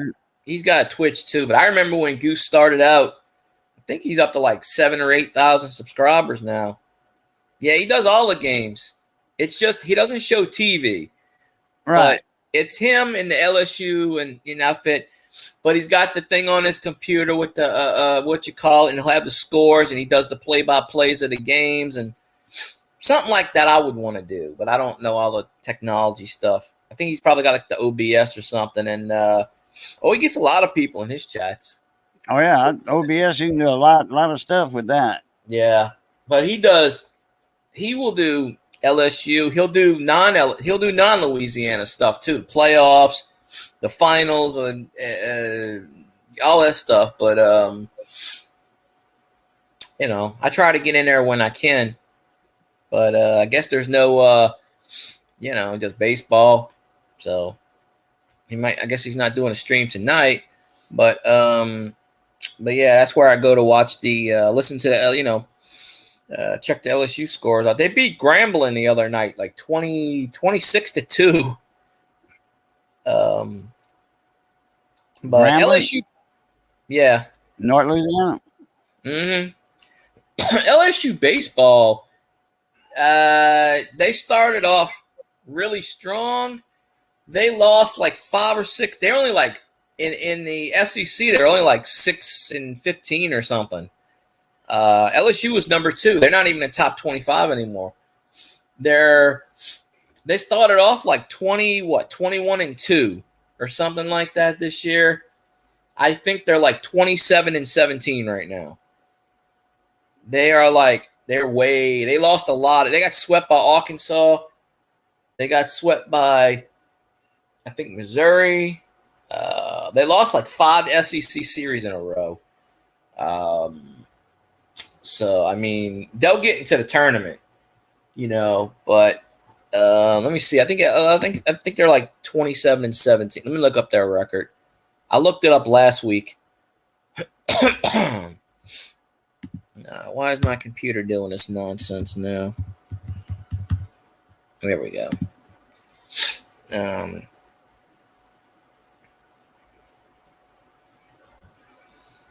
Let's see. Baseball. Oh, LSU's playing Texas A&M in the box this weekend. So, 26-2 Mercy Rule. So let's see the schedule. Oh, Texas A&M is now number 1. Oh, good Lord. When Arkansas was number 1, Really? we got swept. Yeah, Texas A&M is number 1 in the country now. Damn. Goose, I joined you. I subscribed to your channel and I hit the bell for notifications. Yeah, Goose is in Homa, I think. Oh, really? Yeah, I believe he's in Homa. He's in Louisiana. He does most of his. He does I most of his. figured he would be in Louisiana doing LSU and Saint stuff. Oh, he does most of, if not all of them, in LSU gear in the football jerseys. So, Oh, yeah. yeah. Oh yeah, I see the LSU shirts he wears. I remember. Scanned through the channel a little bit. I remember when he first started. He had like less than 100 people, and I subscribed to him. I think he's around like 7,000 or 8,000 now. He's got a lot of subscribers. He's got a lot of people that come in his chat. But like I said, he does more than LSU and Saints. He does basketball. He does baseball. I think he does some hockey. Just whatever games is on, he's back there doing them. Hamburger, mac and cheese shells, and a garden salad. LSU is 29-17. 7-14 in the SEC. 21-8 at home, 5-9 on the road. So they were number 2. LSU started off something like 22-3 or something. So they've lost a lot of games recently within the past month, 2 months. Yeah. Right before I moved, they were playing Arkansas and they got swept. Arkansas was number 1. Apparently, the Texas A&M is number 1, but they're playing in Alex Box. Okay, they play. Oh no, LSU's playing right now. Unless it says Friday, May 3rd, 7 p.m. Well, that's today. Yeah.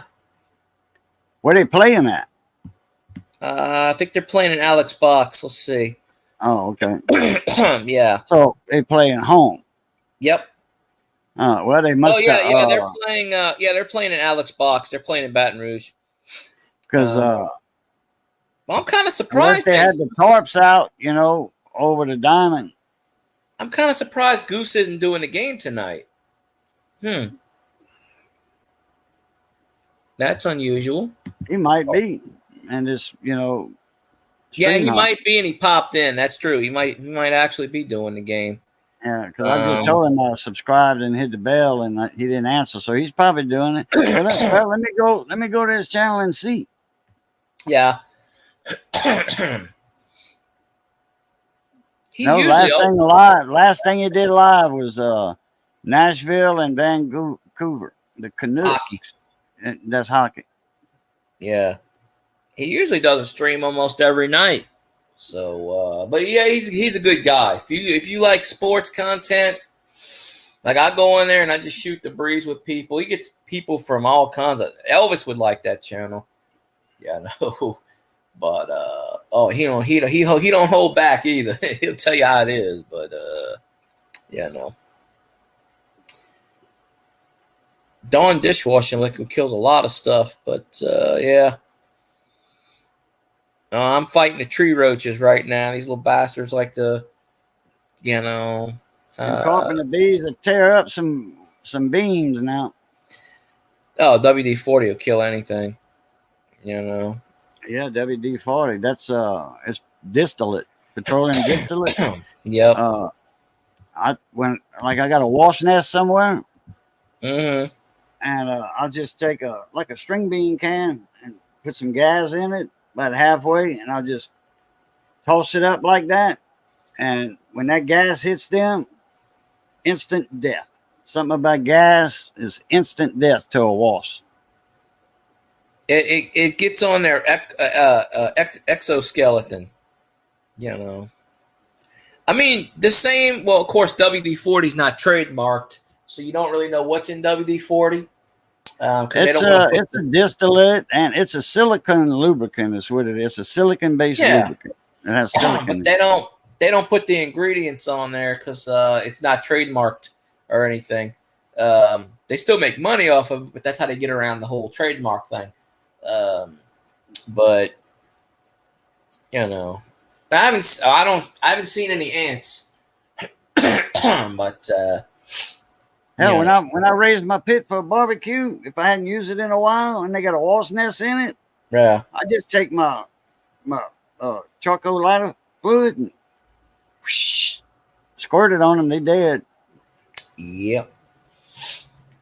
Get me a lighter and some WD-40 and you got an explosion. I did that one day at work. I was like, we got some WD-40? Yeah. We got a lighter? Yeah. Okay, turn your head for 2 minutes. I was like, we're going to burn this shit down. Yeah. We're gonna burn them wasps. Well, yesterday I had to go back because I had to go outside where the truck was because the guy that was pulling the truck with the forklift, I don't know how he did this, but forklift tipped over. Now he wasn't hurt or nothing, but he was pulling the stuff off the ramp because there's a ramp. It goes up like this and it goes down into the truck, and the pallet fell over. So when the pallet fell over, he had it on the forklift, on the lift. And somehow it lifted the forklift off the ground. Yeah. But he was still in the truck when this happened, so he didn't get hurt. What happened was the 2 pallets behind it, it was full of Gaylord with pet stuff. The whole box broke. So I had to go out there in the heat, in the truck. There's ventilation because it's outside, but it took me 2 hours, me and him, picking all this stuff off the truck floor, putting it in the Gaylords, fixing it. I was sweating. I must have lost 10 pounds. But Judgment Day, how you doing? Appreciate you popping in chat.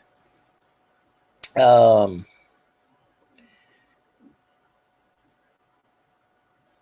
don't have any money for any food. I don't. Use all them dollar coins you got. Put them back in that vending machine. Yeah. Elvis, Ain't you worth order $1 a piece. That's it. You ordering my pizza, Elvis? Come on now. Yeah, you closer to it than we are. Yep. I don't even I got rid of I still have my DoorDash thing, but I got rid of the whole what you call it. So but other than that, I don't really fool with it too much.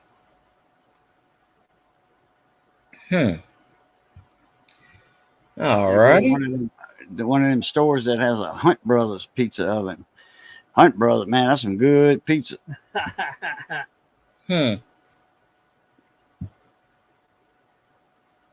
Next time Johnny comes to the house, I'm gonna tell him I'm gonna call Sass's Daiquiris. I'm gonna order a pizza and a daiquiri. Stop on the way over here and pick it up. Oh, there's a. It's not out the way at all because where he turns that from my house, from his house, he's walking down his road, and then he turns right on Second to come to my house. But he'll walk not even a block. He'll be in the parking lot at Sass's Daiquiris, and he say, "Oh yeah, I'm gonna pick up an order for Boudreaux, a pizza and a daiquiri," and they'll give it to him, and he'll just walk to my house, continue walking to mine. He's not out the way at all. I'll tell you this: there is a couple miles down the road. I don't know, 3 miles down the road. There's a Pizza Hut, and right next door to the Pizza Hut, there's a daiquiri place. There you go. So I love a good daiquiri, strawberry daiquiri. Louisiana we drink, don't, right along with the hurricane. There's no 7-Elevens down here. We have all the Circle K's, so I don't. But yeah, I wouldn't need any of them convenience store pizzas either. They're not really too good, really. I stay away from convenience unless stores. it's a Hunt Brothers, you know. But we have those, yeah. Yeah, we got a Hunt Brothers thing in at the Chevron, 8th Street Chevron, and they got Yeah. a restaurant next to it. They got a Greek restaurant next to it in the same building. It's a convenience store, gas station, all that, and Mhm. you know they're separated. You know, but Yeah. you can go from one store to the other. You can go from the store into the restaurant because that's where the bathrooms are at. Jack's, So- I haven't eaten Jack's Pizza in a long time, so I don't know. Mostly I get the Walmart pizza, the little Never heard of dollar Jack's cheese Pizza. pizzas and stuff. Yeah. Now, back in the day, I used to eat the Tony's Pizza. Back in the 90s, they used to do all the things with the basketball cards, with the Shaq cards, and you get the rare Michael Jordan card, and this card and that card with the Fleer 1992 cards. They used to give you the 3 cards in the pack. When you buy a pizza, you get the 3 cards for free. And a lot of people would pull the Shaq, like I showed last night, the Shaq Slam Dunk, or they would have a rare Jordan card in there. They would have like certain certain cards that you couldn't get in there otherwise. So, and I still have those wrappers. I don't throw any wrappers away, believe it or not. Yeah, you're saying that you got a big old box full of them things. I got more. I gotta get some more lemonade. You want some more lemonade, Johnny? Mm-hmm. I never heard of DeCarlo's. That must be a local thing for you up there. Let's see.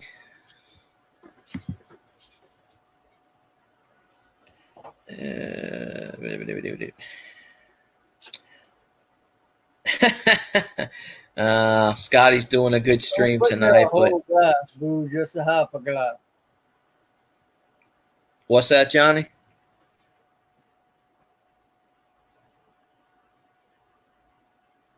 Bill Guy's talking to you, Johnny. Huh? Bill Guy's talking to you. What you said, Johnny? I didn't hear you. Or were you talking to me? I was talking to Boo. Oh, okay. I thought you were talking to me. There you go. Thank you. Now I gotta lean on the dock. Well, now I get I sent the invite to Doug, but he's probably sleeping. But now we get to do the commercial. And the commercial goes a little bit like this. And this lean off the dock moment is brought to you by Grumpy Stack Tires. By Stack. Grumpy Stack Tires, that is. Located in Ville Platte, Louisiana. Home of the Million Mile Tire. But no, he's actually talking about... No, Elvis, I just looked. His topic tonight is 10 reasons you know your house is haunted. Because Friday nights he usually does ghost stuff. But he's not supposed to be talking about the Hamas stuff again, but I don't know. It's his channel. He can do what he wants. So it's not, See, I even I changed the banner. This lean off the dock break moment was brought to you by Grumpy Stack Tires. By Stacks. Grumpy Stack Tires, that is. Located in Ville Platte, Louisiana. Home of the Million Mile Tire. You ship it and he'll handle it. Well, Kyle, that has a whole different meaning tonight. But welcome to the chat, Kyle. Appreciate you popping in, of course. Yeah, as double always. fist and coffee and lemonade. I hope you shook it once for me. Twice. Yep. Sometimes 3 times. Well, you know what they say. Don't want know no the pea rule. drops in my pants. Yeah. Well, maybe one of these days I'll make it out to West Virginia, but it's over 1,080 miles to your city. So that's 14 and a half hours in the car. I go mentally insane. 5 hours in the car went crazy. But I was close enough to where I was near Arkansas border and Texas border, because they had that whole section in the corner. It's ARC. It'll say Texarkana, and it'll say ARC, ARC, Tex Law. and like the channels up there, because it's only like 15 miles from Texas border, and I think 10 or 15 miles from the Arkansas border. So it's right there in the corner. And I should have took a picture. Arklatex. Yeah, I should have took the picture. Louisiana, Texas. Arklatex. It's only 45 minutes from Dallas, because I asked my cousin, and it said the sign. It said Dallas, Texarkana, and I was like, "Don't bring me to Texas," because she goes to Sam's Club. The closest Sam's Club is in Texas, because I guess they don't have one in Shreveport. So they have everything else. They have a city up in Shreveport. It's called Youree. I mean, a street. Youree, but they pronounce it Erie. Like Erie, but it's Youree. And that's the main thoroughbred street. All their mall, the business, the shopping, that's their main street. So it gets really, really busy up there. They got all kinds of stuff up there that we don't have, and they have, like, I don't know, shops I've never even heard of before. So I went in a few of them, but I have never stepped foot in Arkansas. Although I have some cousins that live in Little Rock now, and I don't know. My dad's actually thinking of moving to Arkansas. And I'm like, well, if you do that, we ain't touching up anymore, because I'm not. That'll be 6+ hours away, and I'm not doing car trips. Because his house is up for sale now. The people that own his house are selling. So he's got, I think, 30 days to move there. That's ridiculous, man. Well, they gave him the option to stay. He only pays $600 for a 3-bedroom. They gave him the option to stay, but the rent's not going to stay $600. It's right, not. Yeah, no because the insurance went up. It's probably going to go up to $1,200 a month. Yeah. Well, he lives in Mississippi. Mississippi's not as bad as Louisiana, but he lives in a duplex, like a townhouse duplex. But yeah, that's crazy. And well, he's retired. He's on fixed income because he's disabled. He's disability. So, he's like, I might have to go back to work. I'm like, well, you got that one income, and he's on a fixed income. So, if his rent goes over $1,000, he's gonna have to get a job. But Kyle, no, it's if you're talking about that vehicle I'm getting from Scott up in New York, it's a car. Yeah, he did offer me a truck. What was it? A Ford Ranger? Wait. Ford Ranger, Dodge Dakota. But anyway, it was rusted. The frame was rusted out. He put it on a lift. He took pictures of it and sent it to me. But instead, he's giving me the car. But no, we haven't got it yet. It's a Suzuki SX4. It's the sedan model, not the hatchback model. Like, SUV or whatever. But he's going to be home Monday, and he's going to open up that certified letter with, hopefully, the lien release is going to be in there for the title. Well, that would be a good thing if so. Yeah, then I can have it shipped down here. And didn't you say you had some friends in North Carolina or something that might be able to haul it for me?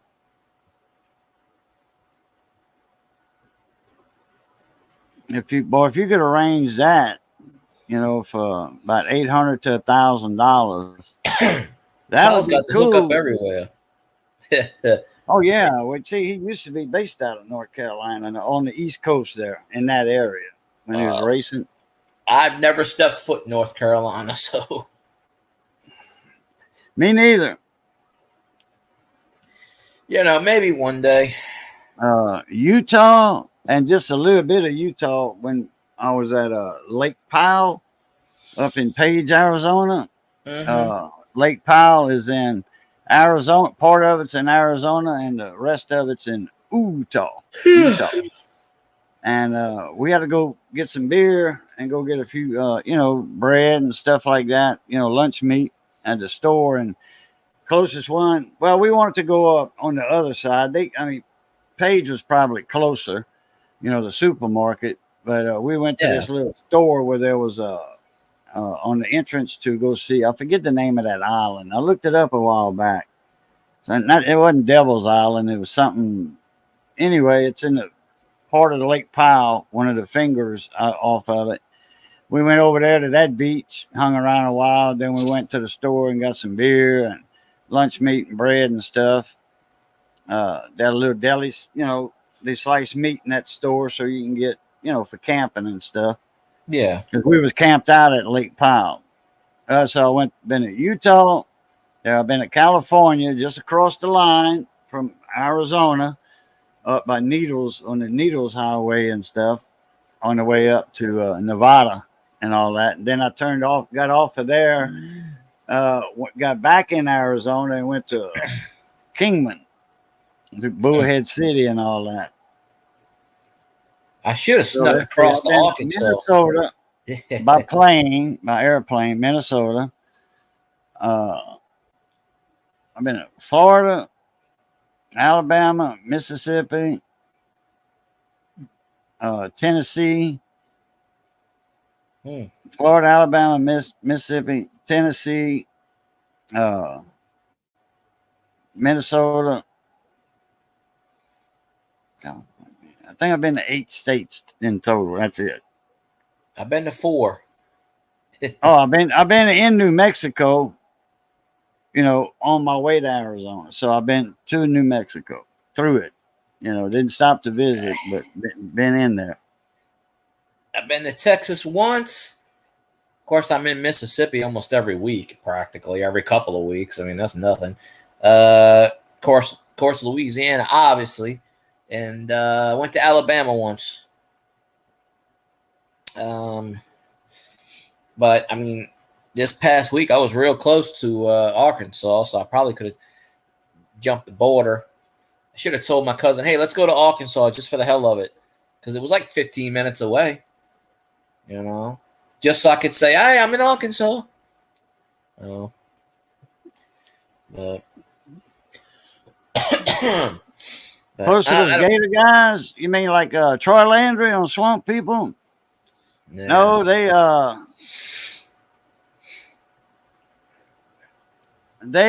like when you're gonna be in Denham Springs, they'll be in between me and you, but straight south, almost to Morgan City. That's where they at. Yeah, that's where Troy Landry's at, and the other guys in his area. I've been to Morgan City. I went there as a kid. I think I was like 9 or 10 years old. I had to do that's when my dad used to work no, I think I was 11 or 12 because he worked for about 11 or 12. He worked for this company, Arch. I don't think it's still around. It was near the airport in New Orleans. It was a delivery company, and you use your own vehicle. It was a deliverance service, and we had to go to Morgan City to deliver. I can't remember what it was we delivered, but probably some oil field stuff because Morgan City it's based on the oil field. It's based on the oil field. I know one time we had to go to Jackson, Mississippi, to deliver a film reel to a movie theater. It was the that movie Eraser, Arnold Schwarzenegger movie, Vanessa Williams. It was the reel. Yeah. It was the reel. And they got contracted, So I remember me and my dad, it was like 30 degrees that day. It was cold as shit. We went to Jackson, Mississippi, and that's what he dropped off, the reel to the movie theater so they could play the movie, Eraser.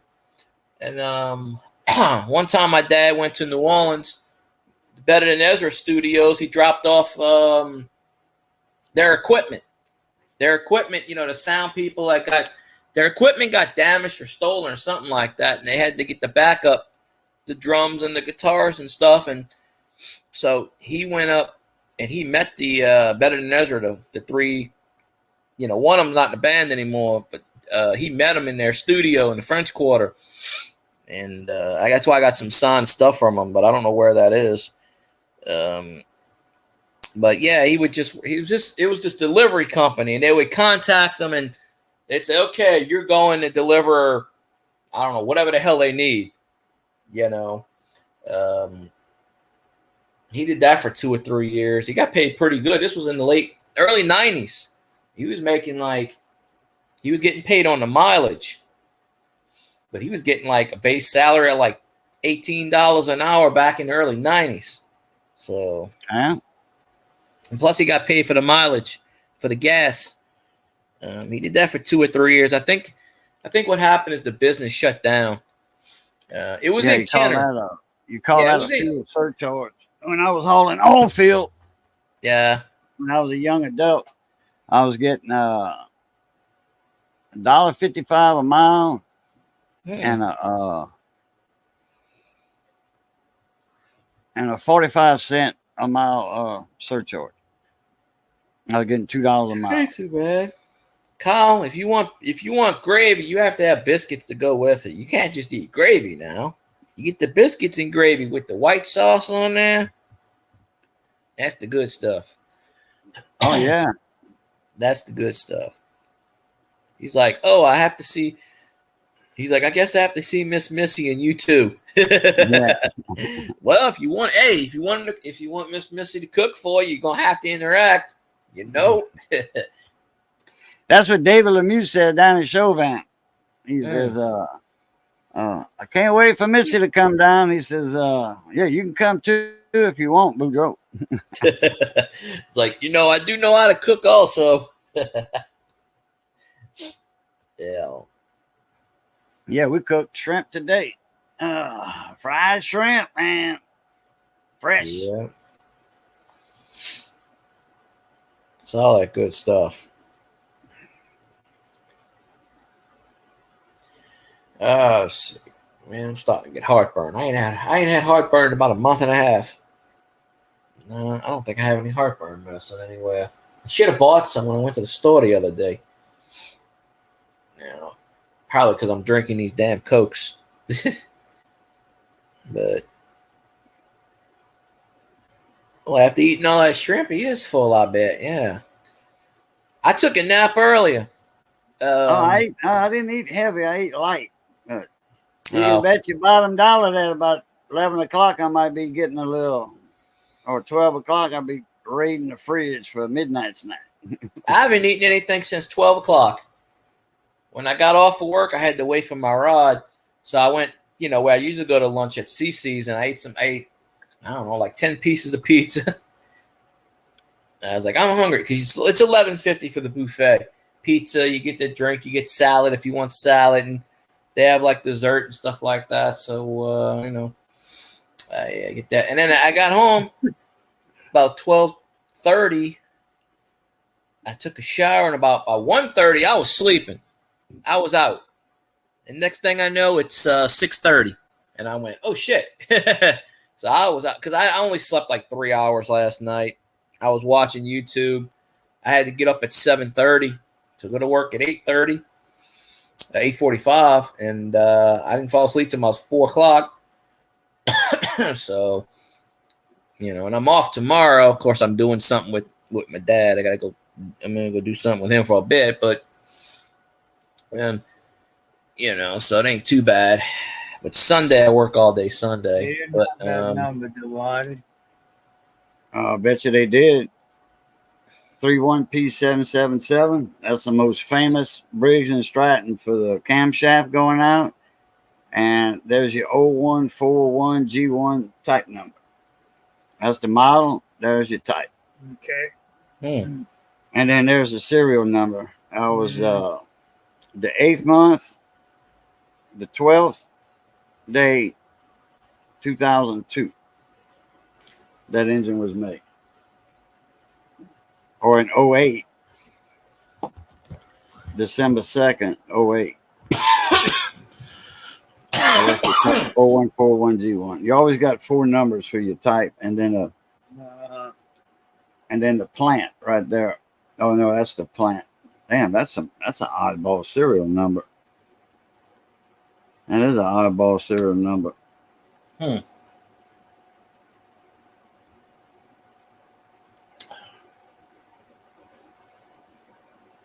Let me see.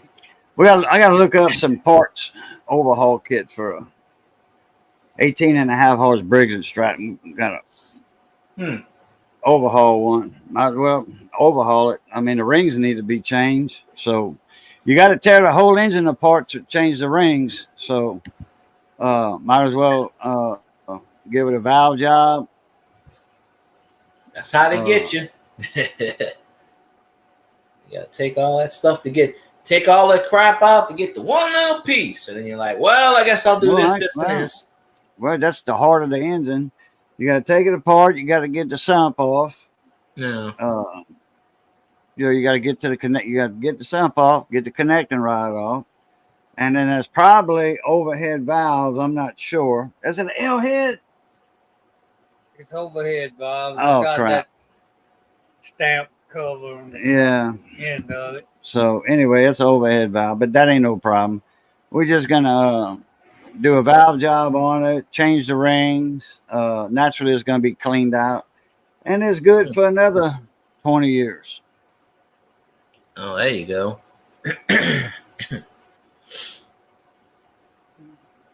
Doing all that person over to last longer. Yep. And the 18.5 horse Briggs, that's some good engines right there. I just wish it was an L head though. I wish it was an L head. Yeah. I'll tell you what, Walmart those engines there are bulletproof, man. You know, except for that they'll take some abuse, but then they kind of forgiving if it's low on oil a little bit. A lot of those engines are not forgiven if they low on oil. They'll throw it right in the heartbeat, right through the block.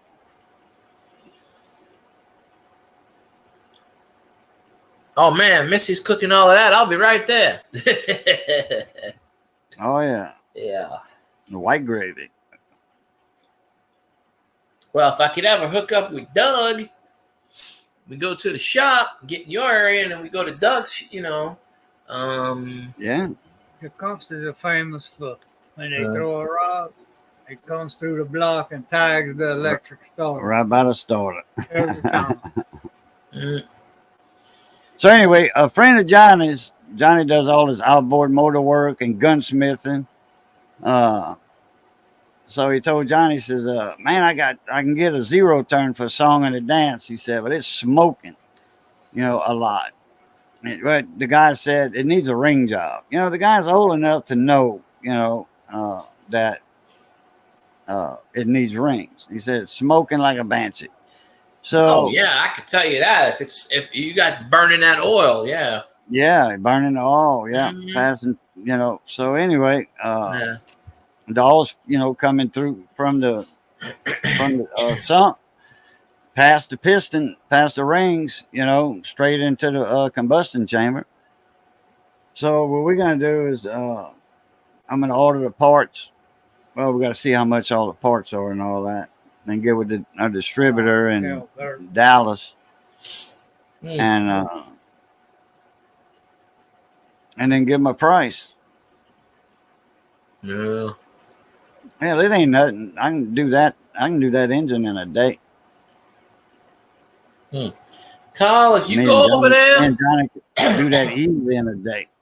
Kyle, if you go over there, you're gonna gain 10 pounds, guaranteed. All that Cajun cooking, you gonna be full. You ain't gonna leave on an empty stomach. Yeah, if you go hungry, it's your own damn fault. Yeah, cool. House. Salute. Johnny trying not to laugh out loud in the mic.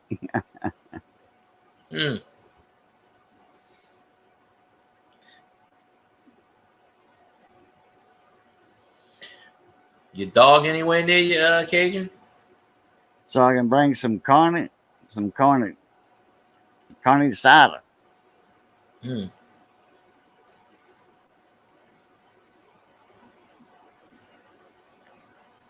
Colt, what's up, Colt 49ers?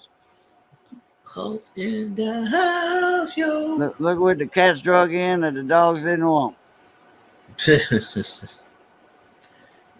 Yeah. Yeah, you sure can. Now, Kyle, if you're talking about the lean off the dock moment, you're gonna have to start doing the commercial. It's mandatory. It's mandatory that you do the commercial. Did you fix your sound audio, Colt? Because if I can't hear you, there's no point in, if you fix your mic, yeah. Boudreaux got the link. I sent the link out to like 5 people. Ain't none of them. They ain't. I sent it out to Doug, but I think he's sleeping. And then the other people, I didn't know. I messaged them, but they're probably on Scotty's right now because he does his show on Fridays, so they're probably there. But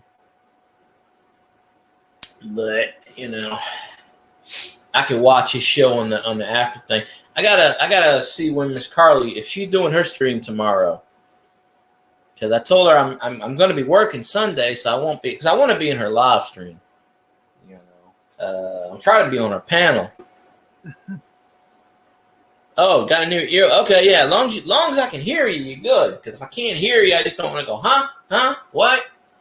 Oh, I got some earbuds I bought. I gotta put them up on eBay.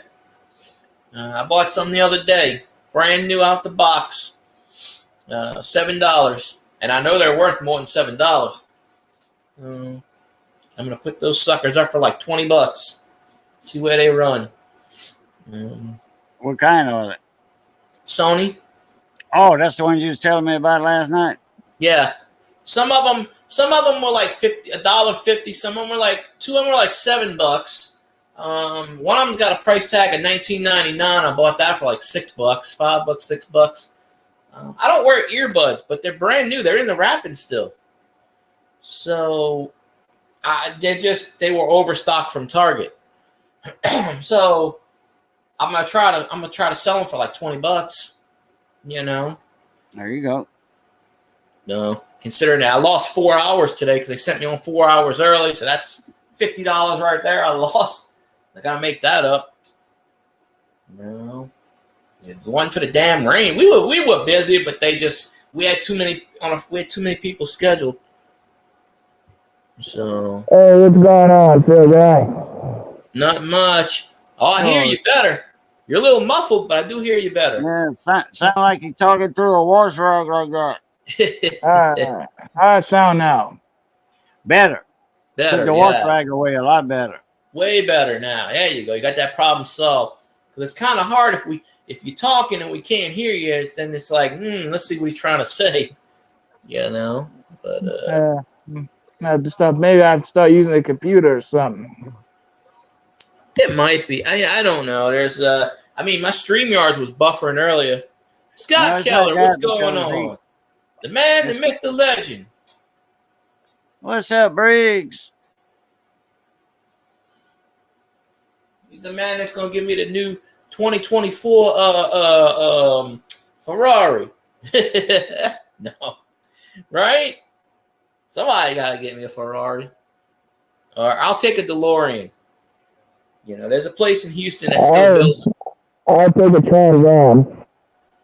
Say what now? Yeah, I'll take a Trans Am. I'll take a Trans Am. Yeah, you're going in and out with the muffling, but Trans Am ain't bad. Wash the lettuce, cut up a tomato and the cucumber. I know that. I know I can say something on that, but I'm not going to today. But all right, how it sound now, Boudreaux? A little bit better than earlier.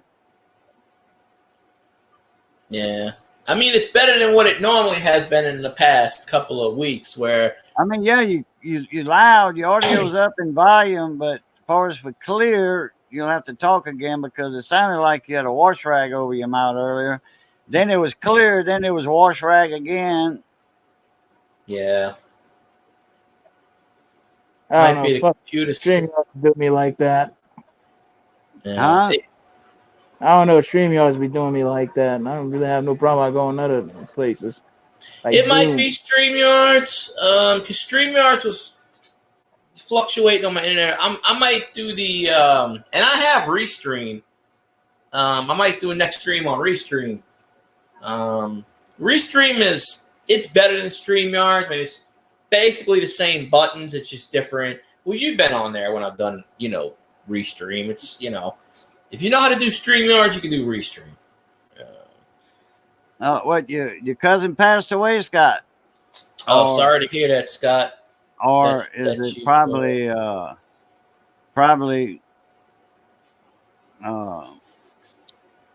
very close? Yeah, it's never a good thing when somebody Yeah, passes away. Sorry to hear that, Scott. Definitely have my condolences. Yeah, they knew it was coming though. They've been gone for about 2 months. That's the hard part, though. You know somebody's in them final stages, and you just like it just drags out. And yeah, I think they called hospice 2 months ago. Oh, an hour ago. Oh, that's just recent. Yeah. Oh, passed away an hour ago. Yeah. My grandpa, he was in the hospital down here, and they were going to put him in hospice the next day. And I went up to see him. We got to the hospital. He passed away. But I went there. Usually hospice comes to your house. No, he was still in the hospital. They were going to transfer him. He wasn't going to go to his house. He was going to go to the facility. They have a hospice facility out here. Oh, okay. No, and they were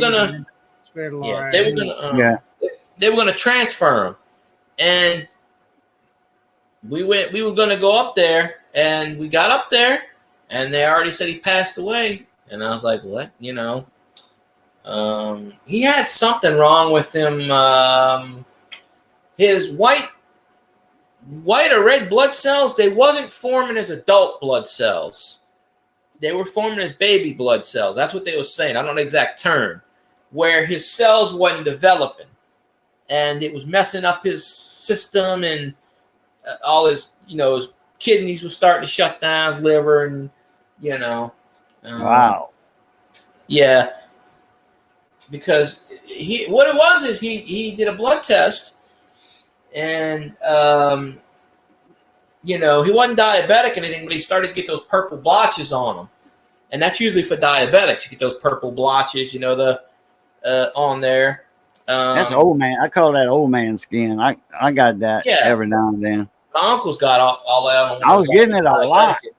But, when that hit myself, the blood would come to the surface or it'd bleed a lot. Well, he was on blood thinners too. And when you're on blood thinners, that causes that stuff. But yeah, but I'm not. But when they took my gallbladder out, yeah, I mean, a lot of all that stuff went away. Yeah, but I don't remember exactly what he passed from, but I know his blood cells wasn't. They said they wasn't forming to adult blood cells. They were saying like baby blood cells, so they wasn't producing. His body wasn't producing the blood cells like they supposed. But he was 88 years old, so I mean he was up there, but. They didn't give him too much longer to live anyway, but the thing is he didn't, he didn't get into that hospice thing. He died in the hospital. But I had seen him because the hospital's right down the street from me, and I was working at CVS at the time, which is right next to the hospital. So I was getting off work at 7 in the morning, and I would get there, and I'd spend from 7 to 10. And then I'd go home because I lived down the street at the time, and I'd go to sleep. And I did that every day for 2-3 months.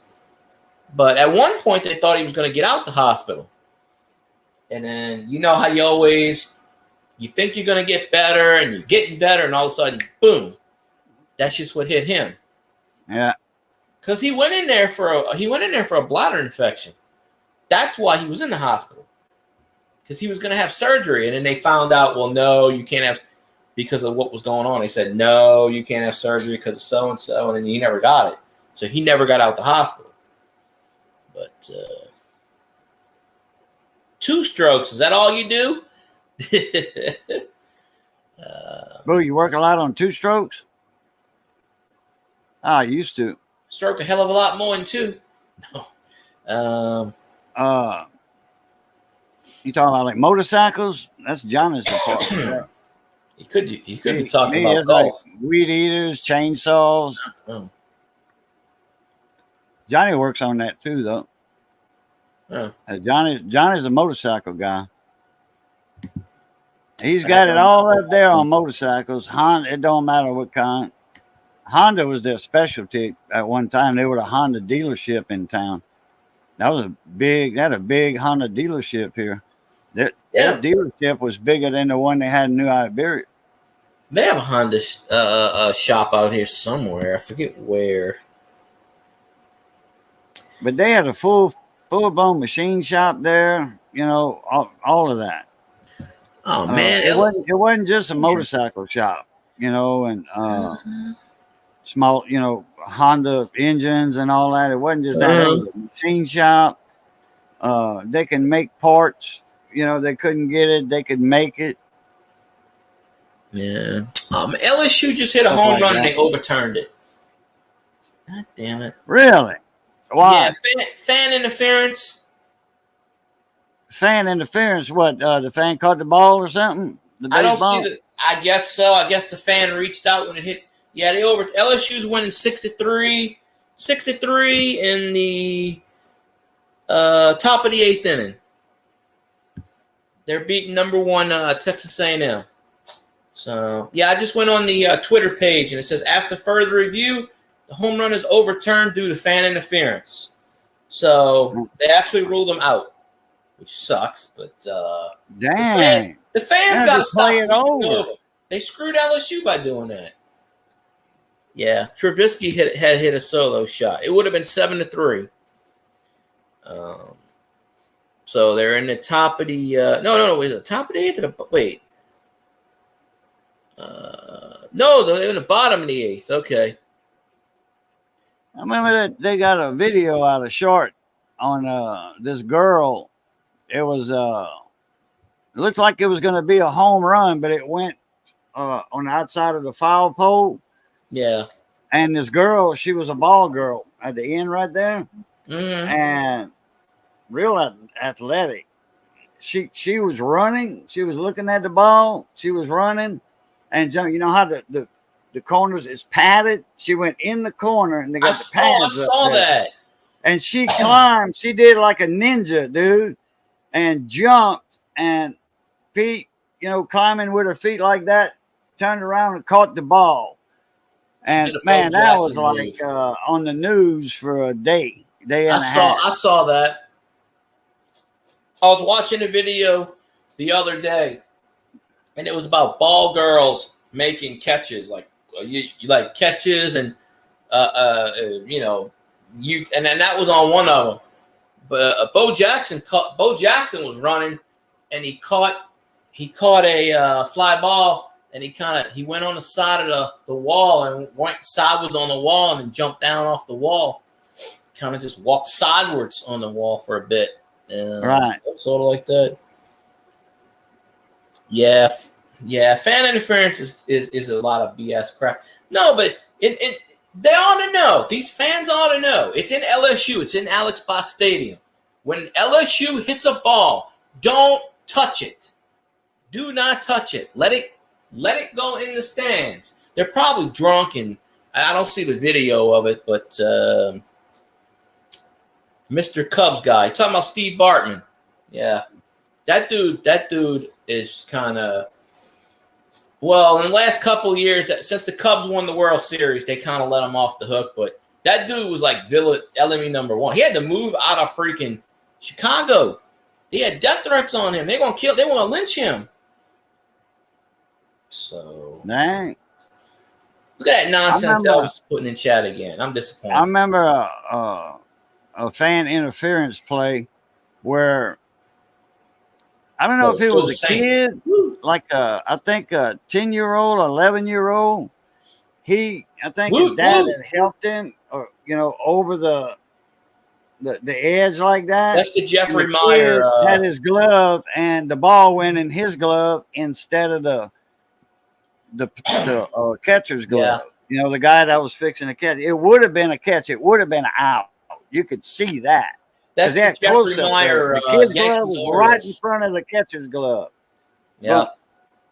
So that was an out, you know. Well, They let the kid have the let him ball, up, though, man. you know. Yeah. Yeah, but that's the Jeffrey Meyer 96, 97 maybe, 95-ish. He caught that ball. He was like 10 or 11. He reached out, and that actually helped the Yankees win the World Series. They win Camden Yards, too, when he did that. But I think he was a Yankees fan. You know, all the college teams make mistakes, except LSU. LSU's perfect in every single way. But LSU's, I think it's the bottom in the 8th now. They're up 6-3, so they're beating Texas A&M, number 1 team in the nation. That's good. They're going to get more points then. Yeah, well, they started off. Come back up in the rankings. Oh, they dropped out. They lost so many games. They're not even in the. Yeah, they went from number 2 to out. They started off the year. They were like 22-3. Now they're 29-17. They lost like 14 out of 18 games. Man, that's not like LSU at all. No, their record right now in the SEC is 7-18. No, 7-16. They were 5-13. If you yeah. What? They lost 5 SEC games, 5 SEC series in a row. They got swept 3 games by number 1 Arkansas. They got swept by Tennessee. They got swept by Vanderbilt, which they suck. Yeah, they lost like 5 games in a row last month. So they're on a one they on a 1-game winning streak, but they're 7-18 in the SEC right now. They have they're like 22-8 at home, and they're like 5 and something on the road. They have a bad record at road. What happened to my sound? Fishing. I guess we could. Kyle, have to think of a place to go. Is something wrong with my Right sound? off the bat, Sycamore Point or something. Mm. Redfish are running at Sycamore Point. Yeah. Papa J got him. I got a picture right here, one I showed last night. It might be. I didn't notice if sometimes on StreamYards lately my modem's right here. It was doing that earlier. It's got something to do with the latency. I don't know what the hell. My modem's right here. It might have been fluctuating again, but That's a big old redfish right there. Who caught that? Papa J. Oh, 30 inches, 29 pounds, that's something like that. eating right there. Yeah, that's a big one. uh-huh. That's the ones like me and Steve Turner was catching, Uh-huh. and his wife, Andrews. Remember Andrews and Steve? Yeah, I didn't know you fish Boudreaux. Oh man, I fished. I was an avid fisherman when I was young, and then I was commercial fishing for a long time. Gill nets, Selective hoop hearing, nets, shrimp, commercial shrimping, crabbing. I hadn't done any recreation fishing in I don't know how long. Oh, most fish are good. Oh yeah, redfish. Oh Redfish yeah, are man, definitely that's good. the one Paul Prudhomme did the worldwide craze with black and redfish. That's the fish right there. That's the cause of it. That your speckled trout. Yeah, catfish. speckled trout. Yeah, spotted trout. That's what they call it in the book, spotted trout. But we Even call them garfish speck. is pretty good, even though it's Oh, ugly as shit. garfish! Oh, hell yeah! Yeah. Give me a 5 or 6 foot garfish. Mm. That's That some big top around, people stuff right there. 250 pounds any day. Yeah. And Missy can make some boulettes, man. Some gar boulettes. Oh man, some patties. God, dog. Oh yeah. I haven't eaten fish in a while, so I might have to get some. But cod, yeah, cod's not bad. Just don't eat the Cod's fish at good. McDonald's. It's a good white What the fish. hell it is. White flaky fish. For a saltwater fish. Mm-hmm. Garfish eat lines. Yeah, that's why you got to have a steel cable. Yeah, you ever seen a garfish? Them things are raised. They got razor man. sharp teeth. That's like a damn alligator. Them things will bite the hell out of you. Piranha. Piranha. I don't think I'm gonna eat a piranha, but They eat them too. you know, maybe I should eat a piranha so they don't eat me.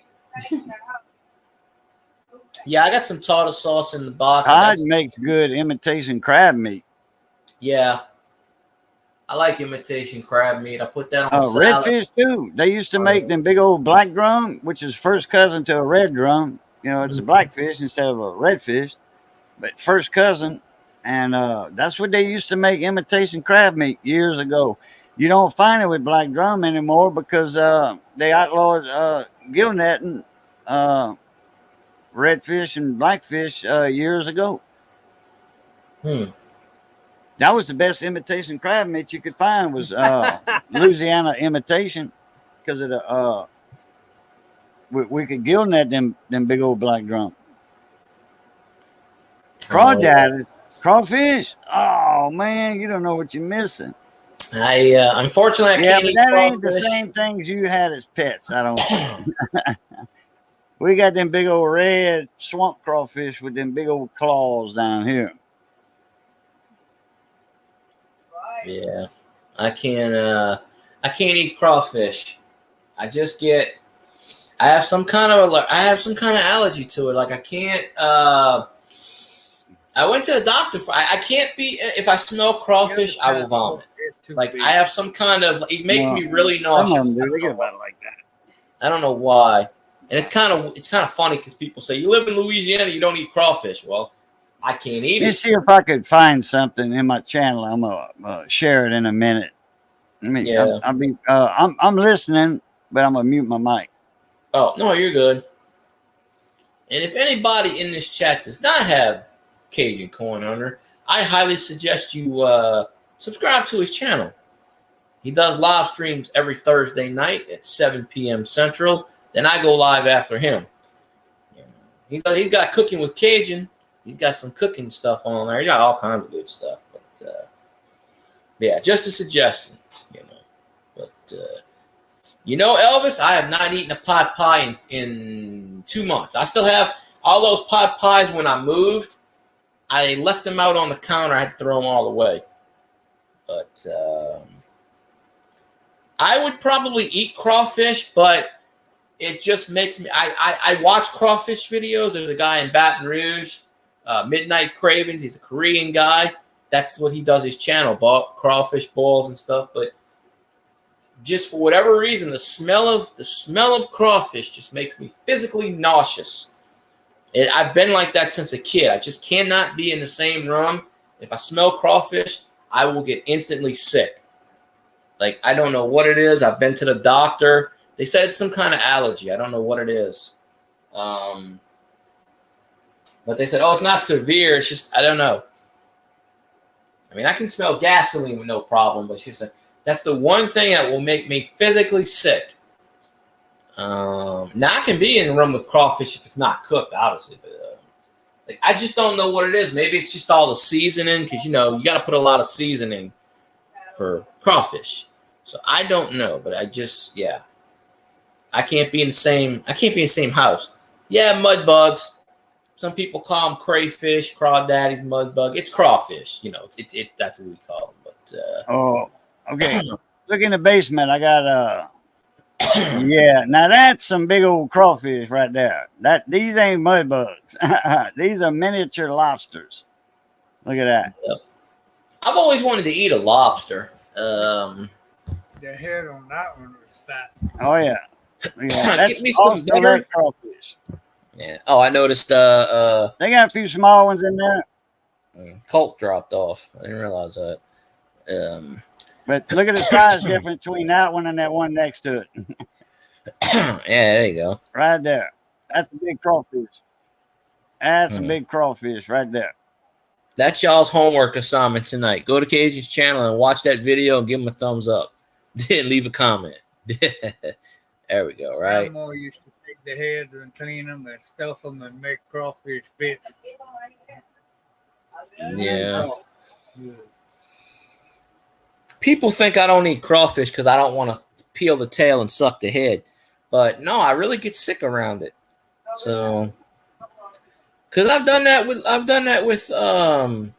well, I don't eat crabs either. I'll eat imitation crab meat, but I just don't like crabs. I don't know why. It's just, you know. Now, Kyle, instead of going fishing, we can ball crawfish instead of going fishing.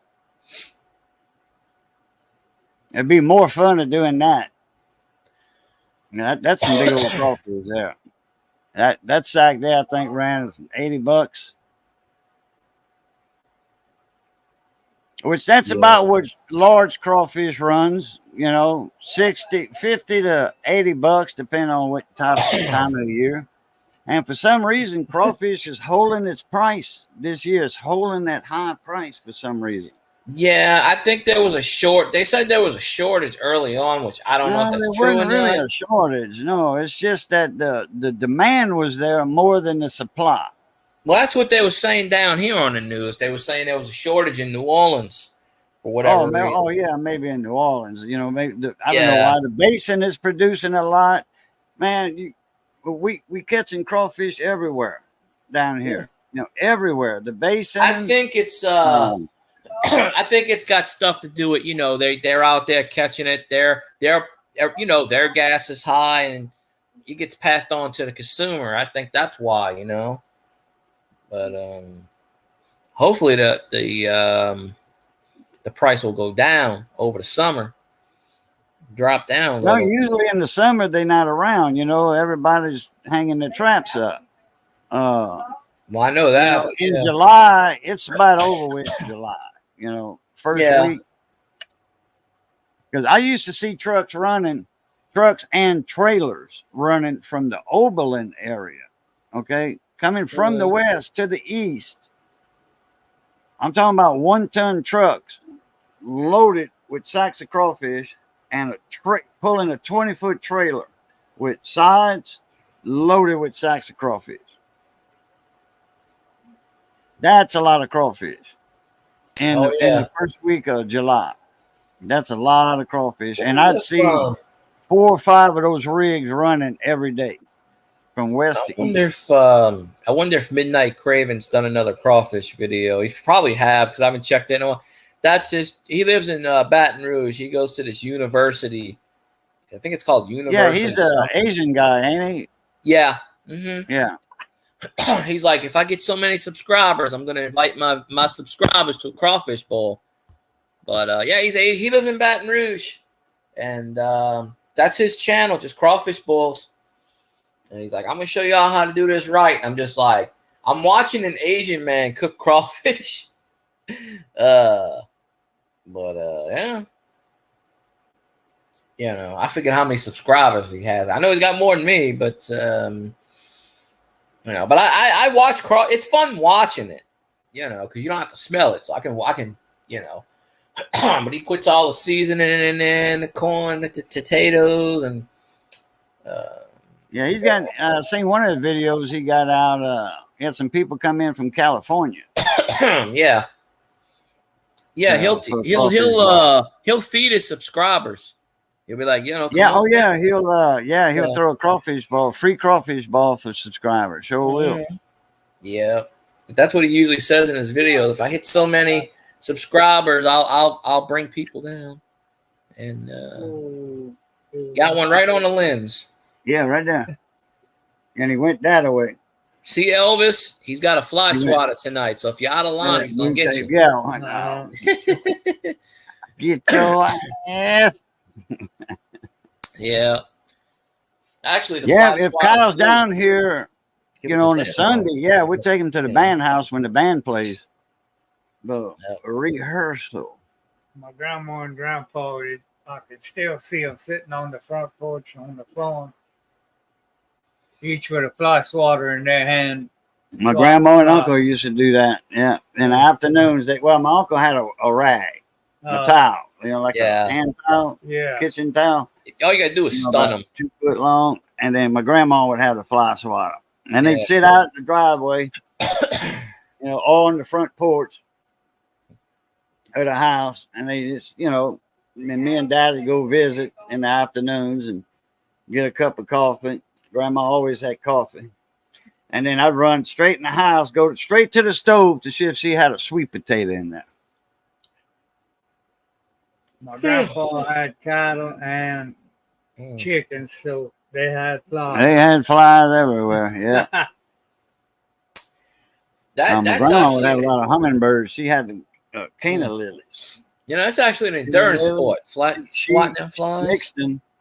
And my grandma used to do that interbreeding with these cana lilies, and she made different colors. Well,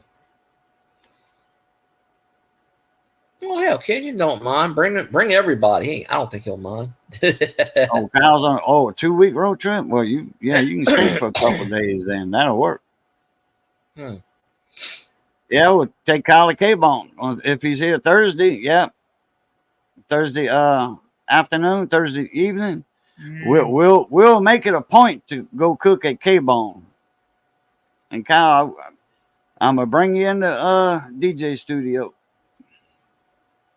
You should get on the air and go, yeah, Boudreaux here. And send me the link. I'll be like, see, I know him. He's famous.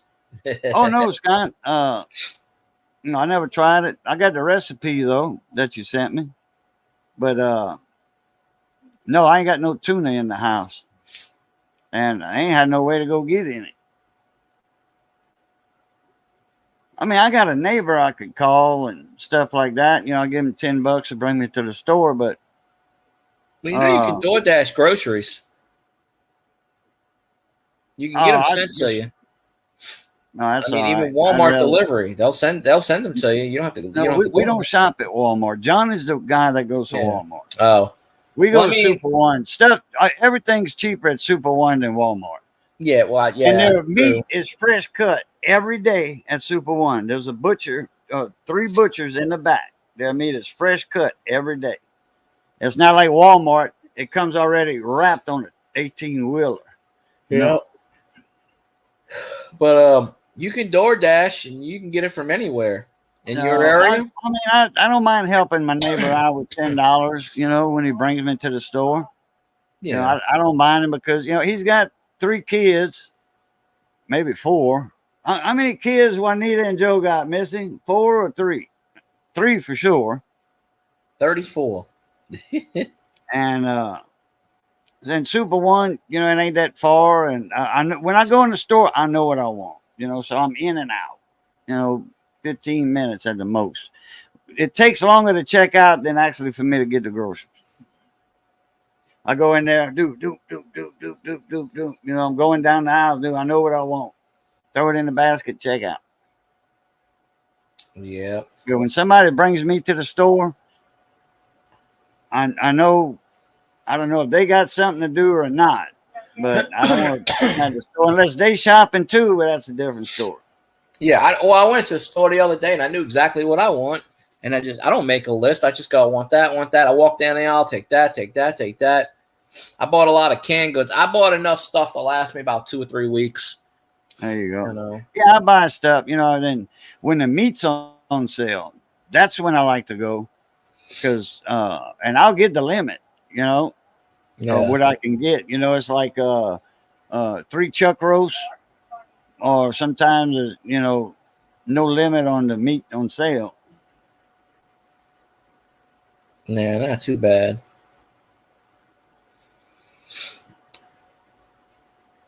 I was a butcher briefly. I've done a lot of shit.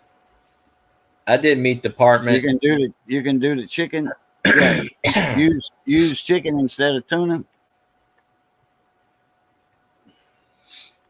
Yeah, I think we got some. Pretty sure we got chicken in the freezer. I use a tuna when I turn the radio on. Oh yeah, that meat market, Seaside Market, California. Man, I tell you what, that crack sauce they got. I want to see if my store can order that. That is the best sauce that they got. Nobody can pin kids on me because I don't have any. What kind of sauce? It's called crack sauce. When you order it from Seaside Market out of California, it's a barbecue. They call it a barbecue sauce. To me, it's not a barbecue sauce because it tastes exactly like the old Lee and Perrins steak sauce, not Worcestershire sauce. I know The what Lee you're and talking Perrins about. steak sauce. Yeah. Heinz bought them out. Heinz bought them out years Heinz ago. bought a lot of places. And then companies out. they took it off the market. When Heinz bought them, they took it off the market so Yep. they wouldn't have no competition. Well, people were like, "Hey, what happened to the filet mignon steak sauce?" Because that's what it was, the filet mignon steak sauce, Lee and Perrin. Yeah. And Heinz came out with it, back again with the same recipe, but it's still under Lee and Perrin's, but Heinz owns it, so they don't have no more competition. But this barbecue sauce that Seaside Market has is the exact same recipe. I'll bet around 25-cent quarter on that. I'll take a free quarter. No. But yeah, Heinz bought out a lot of small companies lately. Lee and Perrins wasn't a small company.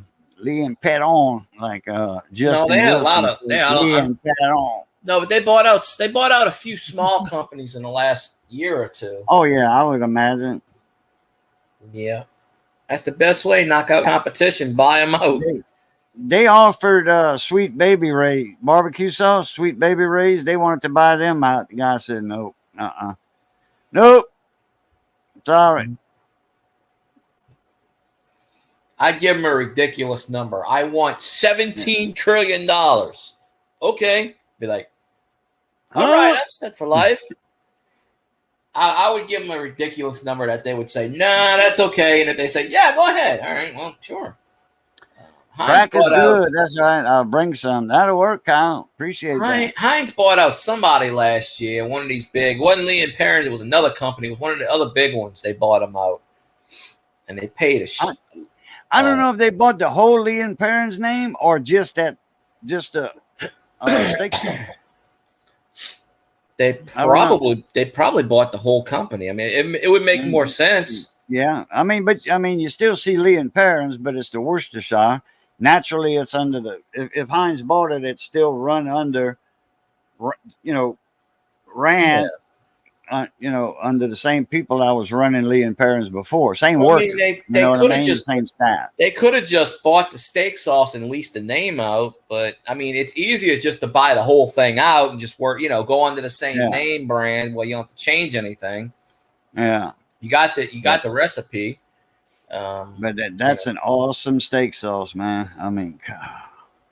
I use A1 sauce for all my steak and pork chops and I stuff used like some that. A1s last night we had a New York strip that Mrs. Mom gave us 4 or 5 a while back, and there was one left, and I cooked that last night.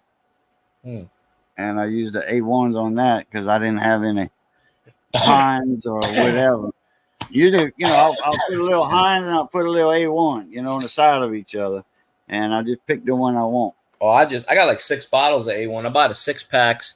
Oh, I use it mostly on pork chops. I'll just shake it up. I'll just cover the whole pork chop with A1 sauce. Like, all right, I'm good. I'm good. I like A1 sauce. Yeah. Unless I find something better. Oh, we got a bottle of A1 in there. It's I don't know. It's about 3 or 4 years old, but it's it's the one with the Tabasco in it. Oh yeah, I haven't tried that label on it. It's A1 and it has a Tabasco label. I haven't tried that yet, but I have taken A1 and mixed it with Tabasco already and put a little barbecue sauce in it. It's actually pretty good. Bobby Brady like pork chops and applesauce. Pork chops and applesauce. Of course, I can't say it how he said it, but that's what Alice used to cook all the time. I hate applesauce. I don't really eat apples, but you know what I'll do too is I'll take mashed potatoes and I'll pour, instead of gravy, I'll take A1 sauce, substitute the gravy and mix it up with the mashed potatoes. Nah, I like eating that. I don't know if that's everybody's cup of tea, but I like A1 sauce because when you eat pork chops, you're generally going to eat mashed potatoes and peas and maybe corn. But me, I'll have the pork chops, the potatoes, and so it makes sense for me to pour the A1 sauce on the. If I'm not pouring it on the side, I'm usually pouring it on the pork chop. But it makes sense for me, whatever's left over, to mix the A1 sauce with the potatoes. And Yeah. so I like it. I don't want to waste any of that stuff. I know what it costs. Yeah. But I got I buy a 6-pack. I got 4 bottles left in there.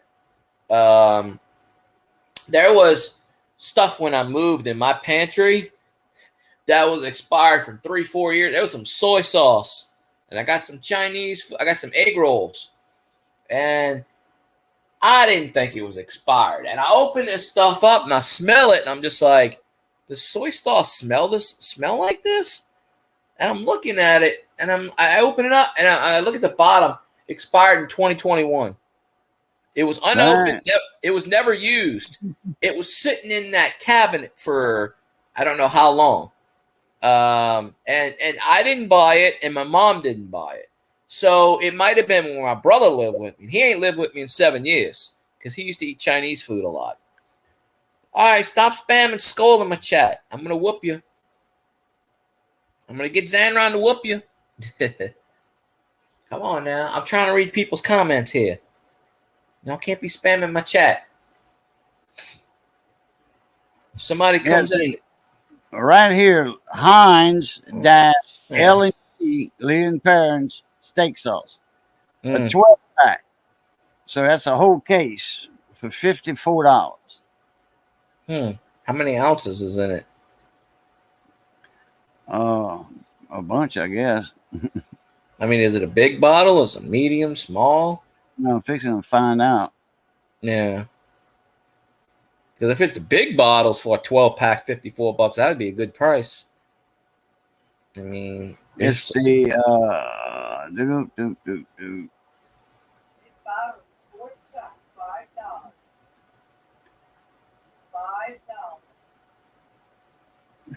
it's 10 ounces. I guess that's okay. That's your standard steak sauce bottle size. Yeah, if it was more than that, I would say that'd be a hell of a deal. I guess that's fair for a 12-pack, $54, you're paying about. Well, okay. This bottle here's $4.10. Leon Perrin traditional steak sauce. Yeah. It's 15 ounces. Yeah, see, that's a bigger bottle. Yeah. And They that's probably want more. $4.89. That's at Kroger. Kroger.com. We don't have any Krogers down here. There's a Kroger in Shreveport. No, this is Kroger.com. They'll mail it to you. Oh, okay. Like Yeah, Walmart.com. There's a Kroger in Shreveport right down the street from my cousin's. I told her, we don't have Kroger's down by us. And she goes, really? I said, no. So we have Rouse's. We have this other stuff. So we don't have Kroger's. She said there's a lot of good sales at Kroger.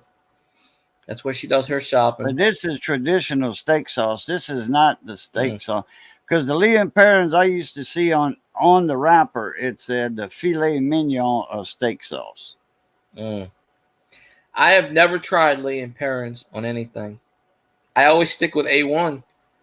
But maybe now, I might, I got 4 bottles of A1, but I might pick up some of that steak sauce just to try it and, see how it tastes. Because I'm kind of curious. It used to be in a wrapper too, like the Worcestershire, but it was a different color. Now anybody can make Worcestershire sauce. I saw that already. And that's a 12 ounce. And then there's 3 of them for $80. What? That's bold. No, that's too much. The people that made Worcestershire sauce, they were trying to make something else. And they made a concoction and forgot about it, put it in their cabinet or closet or something. About 6-8 weeks later, it fermented. And they just happened to taste it. And they were like, wow, this is good.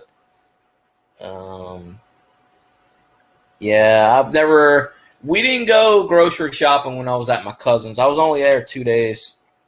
But it's right down Oh the yeah, Kyle. Yeah, man. I think we cooked that other one too for the holidays.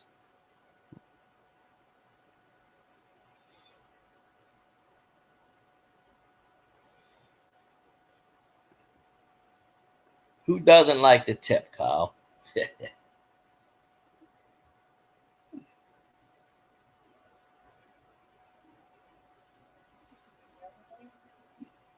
Well, Kroger can deliver to my house. It's.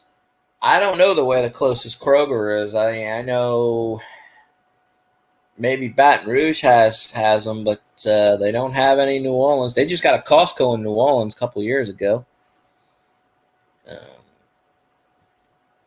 Yeah, well, I got the stores right there by me, so it's not too bad. I'm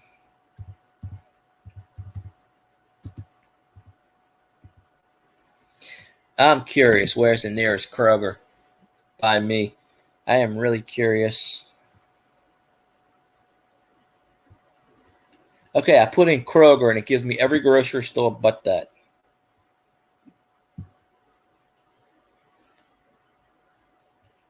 Oh, Kroger has 8 grocery stores in 5 cities in Louisiana.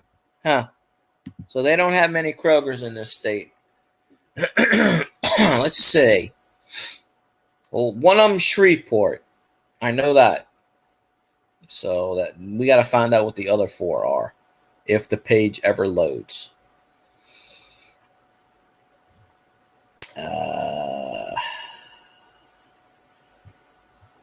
3, 4, 5. Okay. Alexandria's got a Kroger, Bossier City, Lake Charles, Shreveport, and Sulphur. 8 grocery stores in 5 cities. So Alexandria is 3 hours away. Sulphur, I don't know.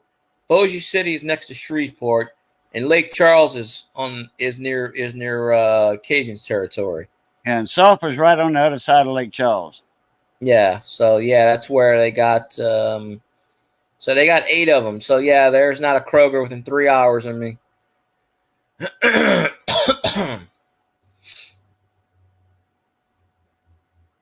6 bottles of what? Lee and Perrin or A1?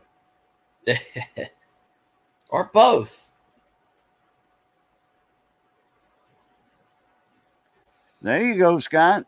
There you go, Briggs. Roses are red, tulips are pink. Today sucked, but I need a drink. Roses are red, violets are blue. What in the hell has gotten into you? No, I'm just kidding. Now, I'm trying to rhyme. Kroger. Now, Phil got Kroger in the West, like in New Mexico, Arizona, California, all that. They have what they call Fry's supermarkets. They huge, man. Fry's. I've heard of those. Fry's, Fryes. You know, yeah, I've heard of them. The top. Mm-hmm. And Safeway. No, Fry's are is Kroger. They handle Kroger products. Their name brand is, you know, the cheaper stuff is labeled Kroger. You know who owns Safeway? KKR. KKR is the ones that bought out Toys R Us and bankrupted them. They own Safeway and they own something else. Safeway, that's a huge supermarket over in the West. There's a Piggly Wiggly. We're getting a Piggly. Actually, we are getting bunch of them down here. Every town got one down here.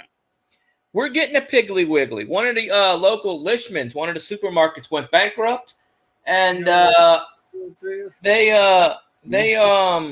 to be a Piggly Wiggly years and years ago. Really? My aunt used to work at Piggly Wiggly in Bunkie for 20-something years. That one's still open. Yeah, the Piggly Wiggly down here is supposed to open June 1st. Wegmans? I heard of them, but never saw one. We used to have Swegmans. Albertsons. No, Albertsons owns Safeway. Yeah. Well, KKR is Albertsons, yeah. We used to have Albertsons in my town. I We think it used to have lasted about 6 years, and that You was used to about have it. it. Albertsons used to be right next to Dirt Cheap, where Rouse's was.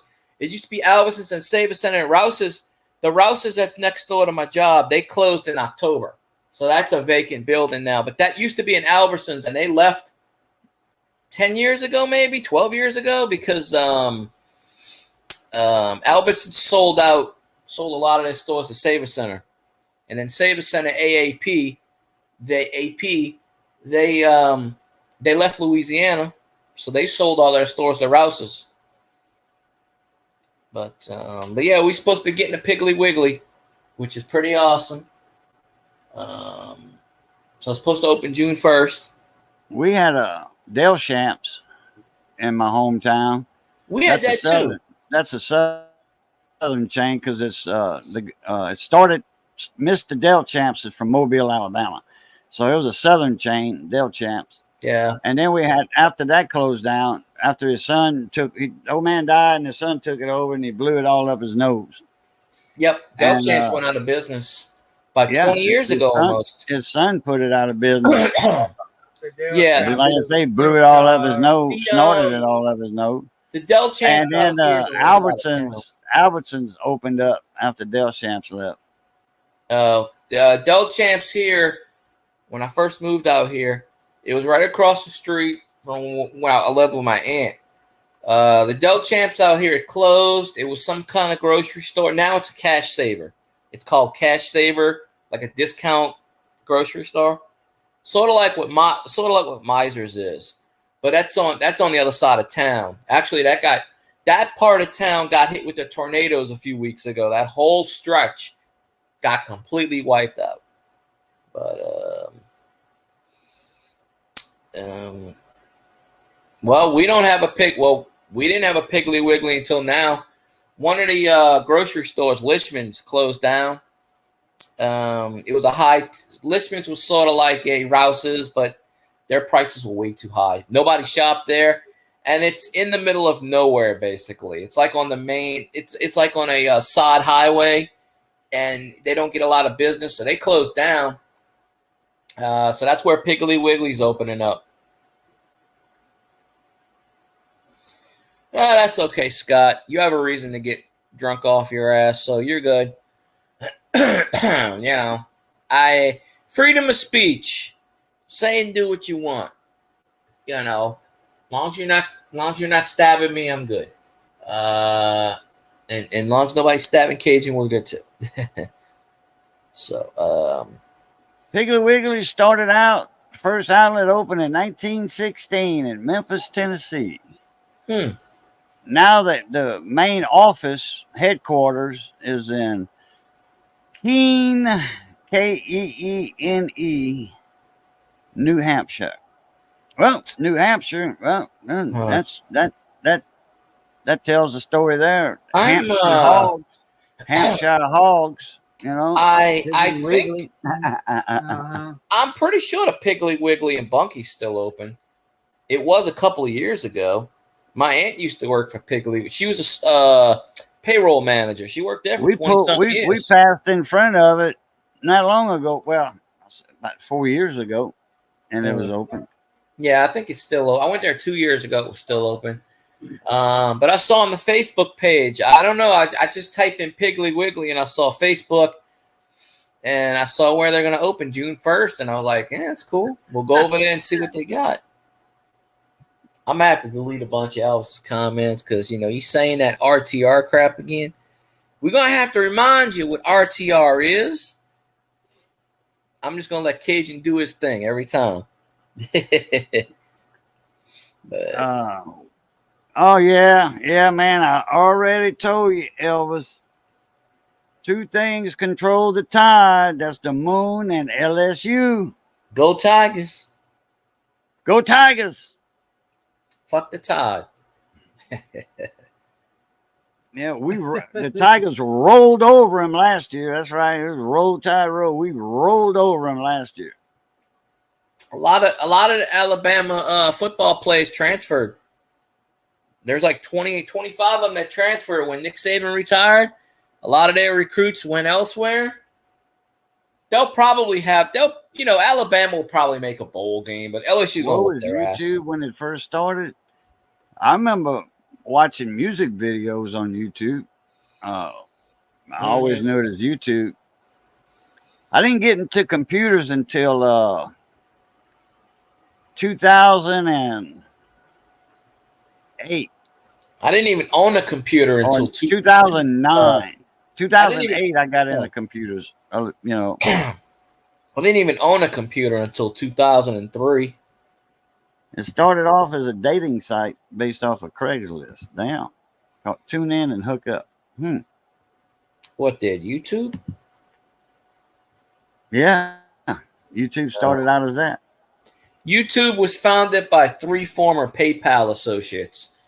And about a year and a half later, Google bought them out for, I think it was like $7 billion or some shit. So, Oh, yeah, that ain't no problem, Scott. I said, say anything within reason, Elvis.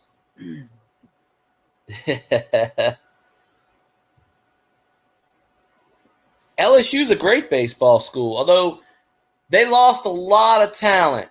They had 13 players drafted in the Major League draft, and 9 of them went to the Major Leagues. We lost the best hitter and the best pitcher. Paul Skeens is like lighting it up in AAA right now, AA, going to AAA. He's like 6-0 with an 0.35 ERA and 150 strikeouts in 89 innings. So far, he lights out. And then we I can't remember the hitter's name right now. It'll come to me later. But the best hitter and the best pitcher in the league. We lost both of those. We lost our top outfielder, infielder, second pitcher. LSU lost a lot of talent, but we reloaded. We still got Tommy Tanks. But this year they're kind of struggling. Brock's boys, tell him I said fuck the Tide. And if he's got a problem with it, all you got to do is say, go LSU. Tell him Field Guy said, go LSU. And then tell him what Cajun just said. 2 things that can control the Tide. Moon and LSU. So, I love pissing off Bama fans. It's a passion of mine. They know their team sucks now. They're screwed. Nick Saban's gone. They're screwed. You know. I mean, they'll probably win 7-8 games. They'll probably make a bowl. Yeah, I know. They'll still get recruits, but that dynasty is over. That Nick Saban dynasty, gone. And honestly, Nick Saban had a job for life. He could have coached until he was 90. Remember what happened to Bear Bryant? Bear Bryant said, the day I quit coaching is the day I die. When I'm done coaching, I'm dead. He quit coaching in 1983. 20 days later, a month later, he had a massive heart attack, keeled over. So, but I think they were kind of forcing him out. His last year he had an 8-4 record. But you don't force a legend out, you know. How about the Yankees pitcher with the mustache? Years ago. Yeah, that was Louisiana Lightning. Ron Guidry. Ron Guidry from Lafayette. Oh yeah, I gotta that send was another one. he lives in Baton Rouge. I got his address. I'm gonna send him a TTM. I'm gonna send him my autograph. He does autograph cards for free. But he lives somewhere really? he lives in Baton Rouge. So he retired way too early. I had an AOL account years ago. That was my first account. I didn't even have a computer. That was in 2000, actually. I had an email address. Yeah, somebody I know's got the AOL. I still got the AOL CDs somewhere floating around, 500 free hours and shit. Oh, I still got some AOL discs. I remember them discs used to get in the mail all the time. I don't know if they're still usable. Probably not, but No. Well, AOL merged with Time Warner, and I think That That was back when dial-up was there. They and all merged with that. something else, and oh yeah. I should sell them. I should be like, hey, look, AOL CDs, nostalgia, Retro, yeah, 50 retro cents. CDs. They don't get no more retro than this. Yeah.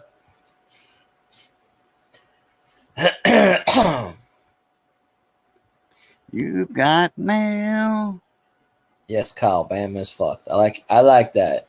I got a friend of mine that has an AOL address. It's Bill 02 or 01 at AOL.com. It's You still know who around. I'm talking about, Field Guy? Yeah. You know who I'm talking about? Version 2? Bill,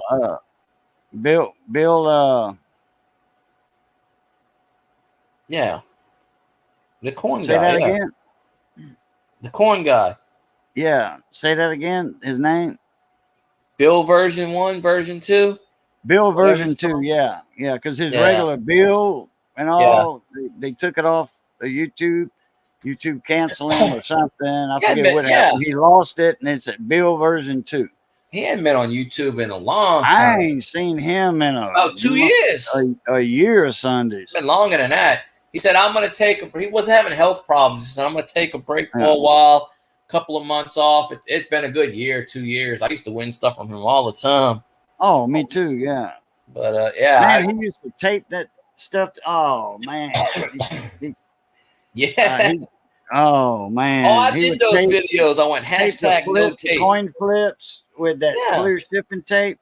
I'm like, The Jesus piece of the Christ. cardboard, and then put that in the envelope and tape the whole use it. envelope. He would use a whole damn roll of blue On- Scotch tape on one coin. And literally. No, he didn't use the blue sky. He used the clear shipping. Now, I told him about Yeah. the blue tape, that does not take the writing off of the coin flips. But he still wasn't doing it right. He didn't get the blue tape. He got something else. I would always put in the description, hashtag no tape. Yeah. No tape. And I'd be like, in the video, I'd be saying, I made a video I for him to do it, and he still didn't do it right. I did a video one time and I said, I set out to do a video, 2-minute video, and I'm 10 minutes into this video and I still can't get the coin open. And I said, no, they ought to outlaw tape. And I'm like, this is ridiculous. No tape. Just put the coin, put a couple pieces of the clear Scotch tape, 1, 2, tape it to the envelope, boom, you're done. You don't need a half a roll of the shipping tape because then it sticks to the coin and the writing's all gone. And it's just no. And you don't know where to cut. You don't want to cut in the wrong spots. And His AOL address is B3P. B3P at AOL.com. Oh. And I have no I idea. knew it had one. I knew it had a single digit number in it. B3P at AOL.com. I have no idea what Pal Talk is. Remember, I didn't own a computer till 2003. I was 23 years old by this point. I didn't use computers unless I went to the library or I was in middle school, high school. Played the Oregon Trail. So I did not buy a computer. And I still have the E-Machines box, but I did not own a computer until well after I was in my 20s. I have 4 or 5 E-Machine towers in my spare bedroom. Got all that from the radio station. My cousin's radio station. When they refitted and bought all new computers, they gave me all of them. No, I'm not 23, Scott. I said I bought the computer when I was 23. That was almost 23 years ago. I'm not 23. I'm 44. Well, guys, I got to run. I got to look up some stuff for future a future job that Johnny's got to do, or me and Johnny's got to do, one of the two. I've been on 3 hours already. Holy mackerel. I was hoping that would be an L head. It's an overhead valve, but still all. L heads are my favorite Briggs. They are my favorite Briggs and Stratton engine ever. They bulletproof. I'm gonna test that theory. Let's shoot that son of a bitch up. All right. Yeah. We're going to run. All right, Phil guy. Appreciate you having me up. Good seeing Appreciate you, everybody. Phil. Y'all. And as always, love, peace, and crackling grease. Catch y'all later. Pluta. Have a good night. You know, I have never played a Commodore 64.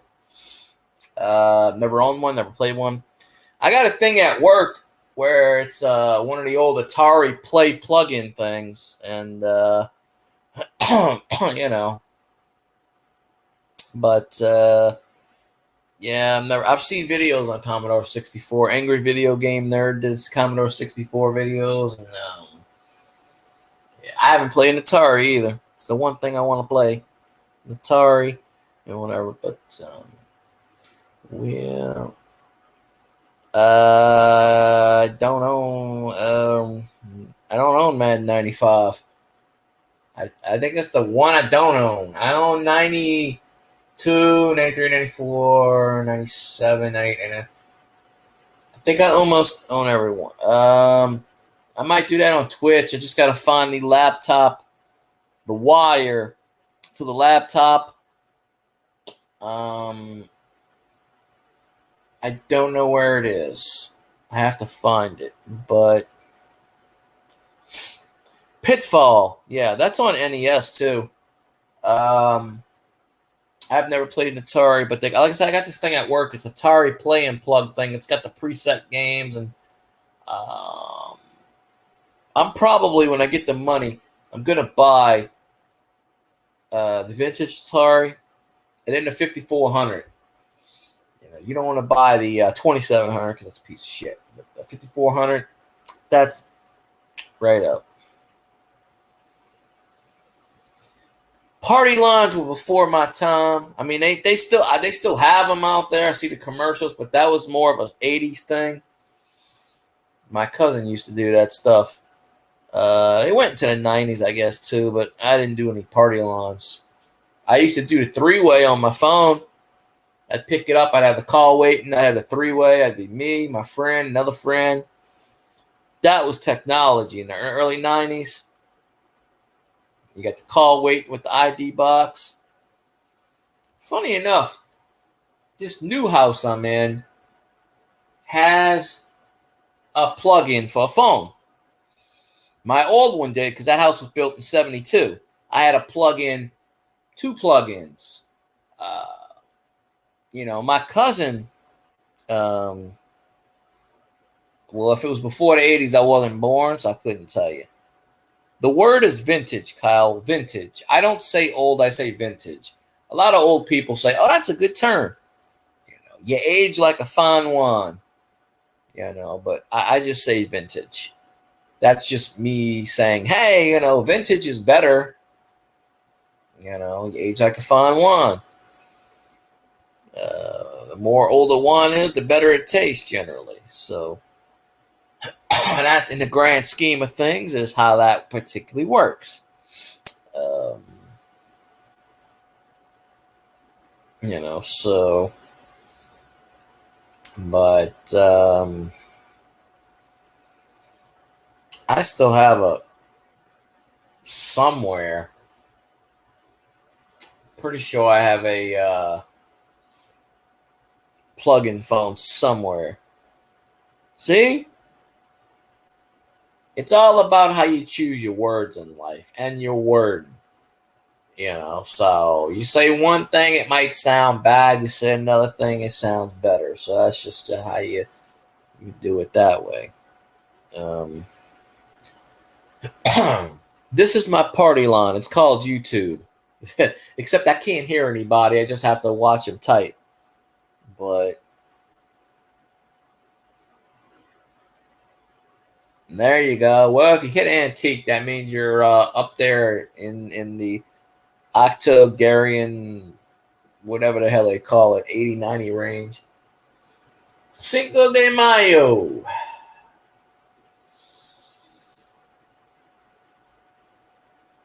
Cinco de Mayo is actually what, Sunday, huh? It's actually Sunday.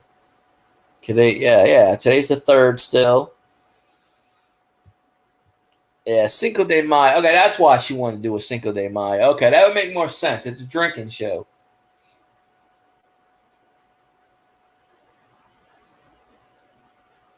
I'm gonna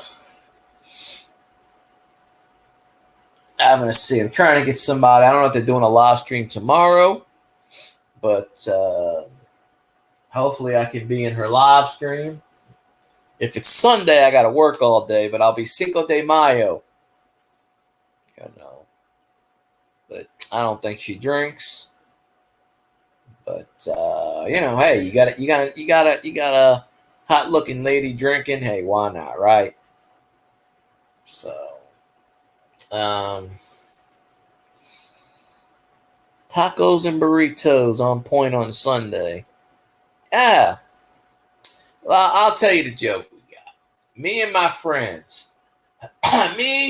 My friend Robert and his brother, Nick. Okay, we got a joke. I'm Senor Taco. My friend Rob is Senor Burrito. And my other friend Nick is Senor Quesadilla.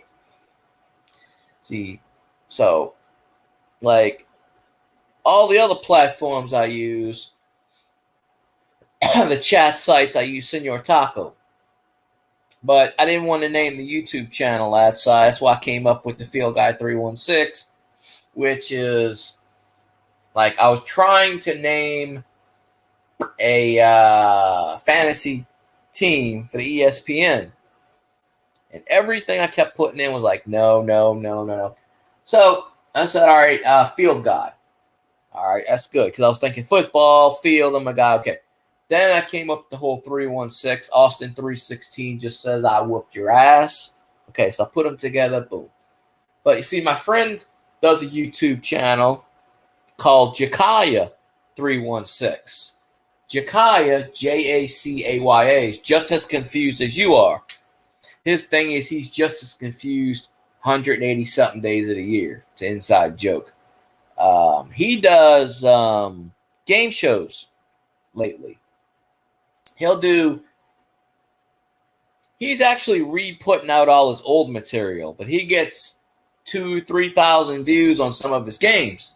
He's only got like maybe 300 subscribers, so I don't talk to my friend too much. I do watch his content, you know, but we don't talk as much as we used to. But if you like, and it's not him on video, it's the OBS, and it's got the background, and they do like a comedy thing, but he does Concentration, Farkle, a few other ones. Do you trust Sean or not? At this point, honestly, Sean is good at developing quarterbacks. But I will tell you this. He could not fix Russell Wilson. So I'm kind of leaning on the no category. But, well, there you go, Miss Tammy. You ate and you stuffed. That's a good plan. I'll probably eat something when I get off stream in a few.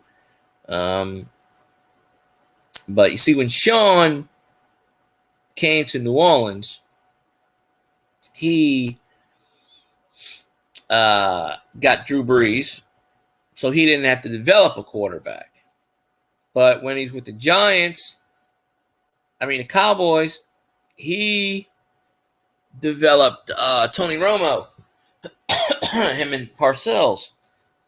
But you got to remember, Sean Payton tutored under Bill Parcells.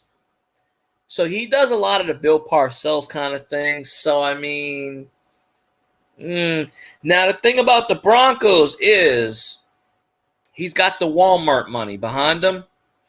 Because what other team is going to take an $85 million cap hit just to get rid of a quarterback? But also the other thing, Kyle, is like most coaches, Dennis Allen. Dennis Allen brings in his former coach from the Raiders.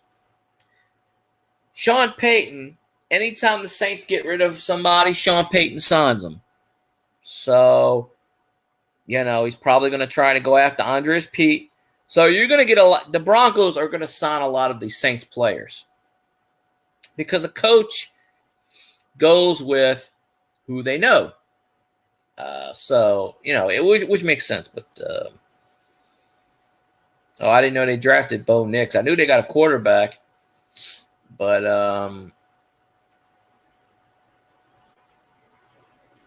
yeah. So I think we play the Broncos this year. By the way, Sean Payton comes back to the Superdome.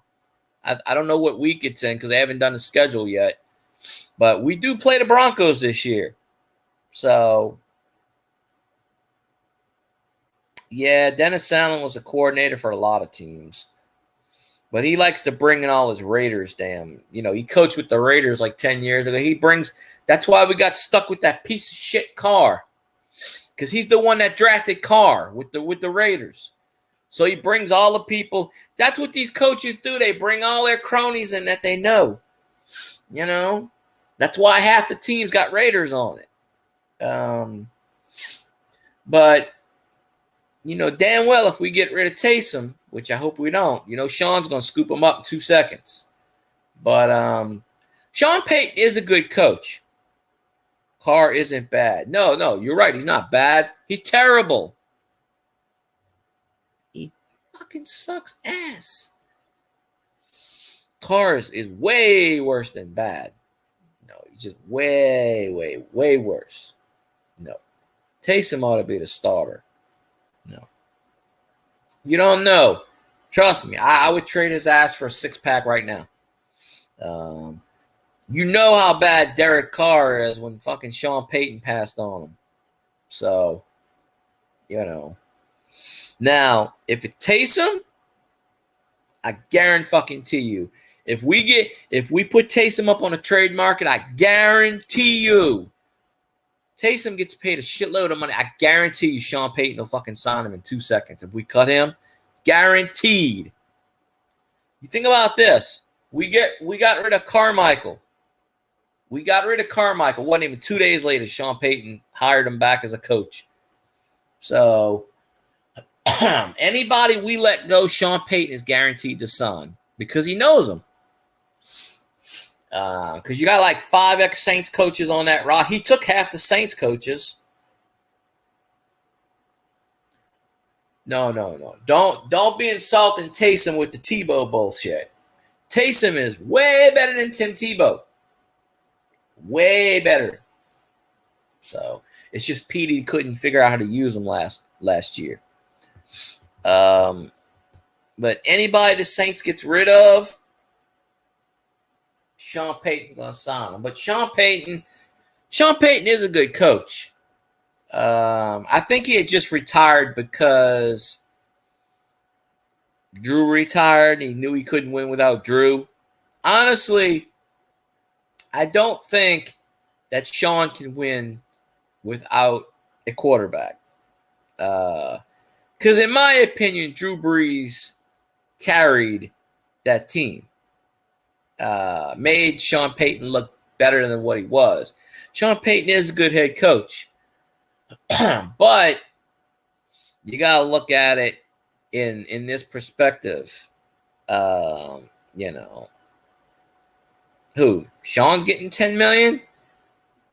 Well, Saints gave Sean Payton a 5-year contract worth a shitload of money.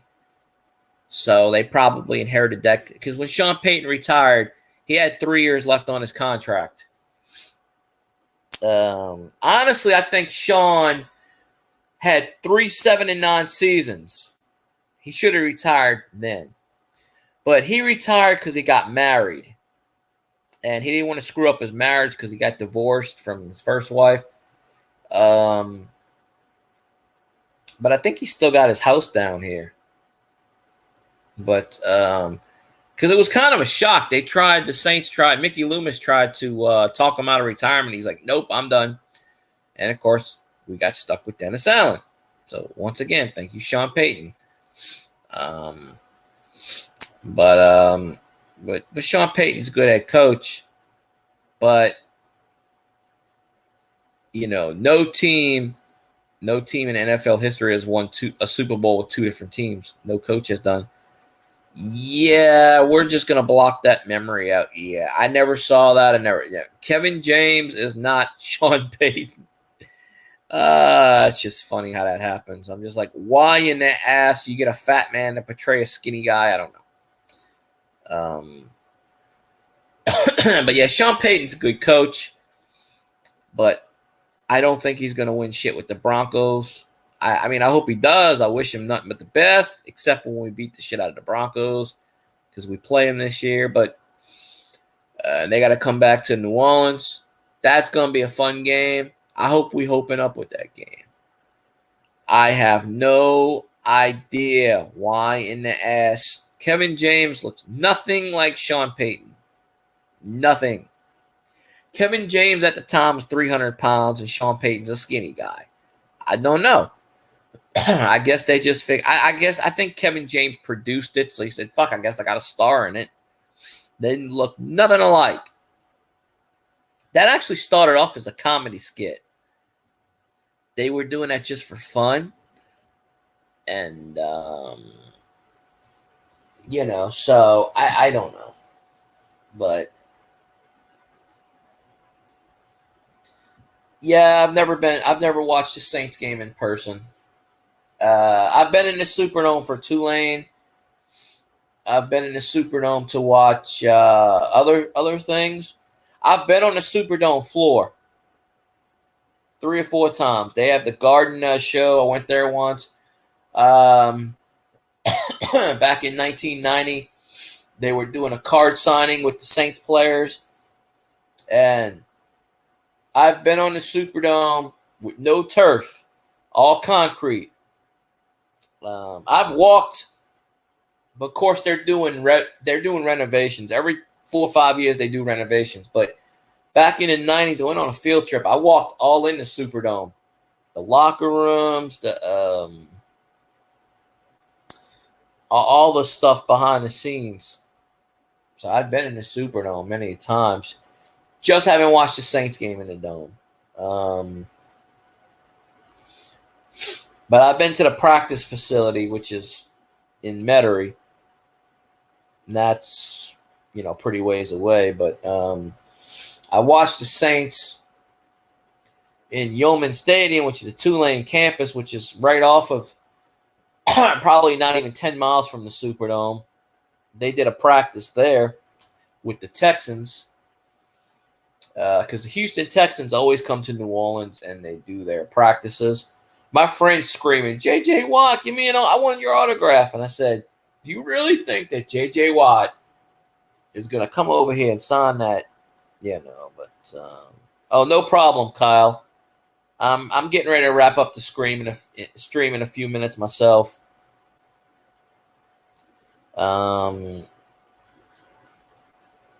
still have 5 people, but still, unless somebody pops in the next 2 or 3 minutes, because I had sent out a whole bunch of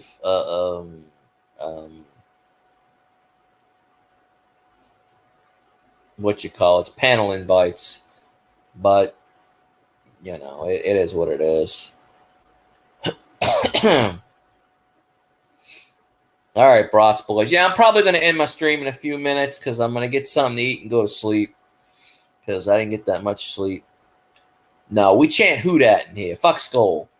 Who dat? Who dat going us all the way? Oh, okay. Nah, it's all good.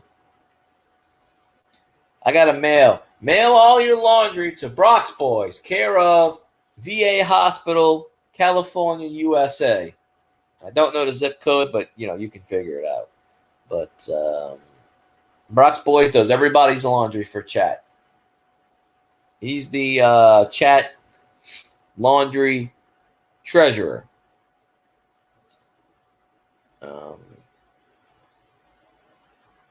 I know, because you keep saying Skull. Oh, okay. Yeah, I mean, I still have 5 people. I could probably still keep doing a stream, but I'm getting tired. Because I don't know. Zanron broke the vending machine apparently, but I don't know. he's around. But I don't know the next time I'm gonna do a stream. I might do one. Right now I'm doing Thursdays and Fridays, but I'll probably do a morning stream here or there somewhere. I don't know, Elvis. I'll probably do a morning stream. Right now I'm doing Thursdays and Fridays. I want to start doing Saturday streams. I might do a stream tomorrow night, maybe. Can't promise anything, maybe. But I'm going to try to do some morning streams here and there just to get some more watch hours and, you know. But up until then. But anyway, I'm going to end the stream. So I appreciate all y'all being in the chat, all that good swag. Everybody follow each other, yada, yada, yada. You know the drill. So hopefully I'll see y'all before Thursday. If I do a stream tomorrow, it'll probably be like 9, 10 o'clock. If I do one tomorrow, I don't know. But anyways, y'all have a good night. See you next time. And who dat? Go Saints. And fuck Bama.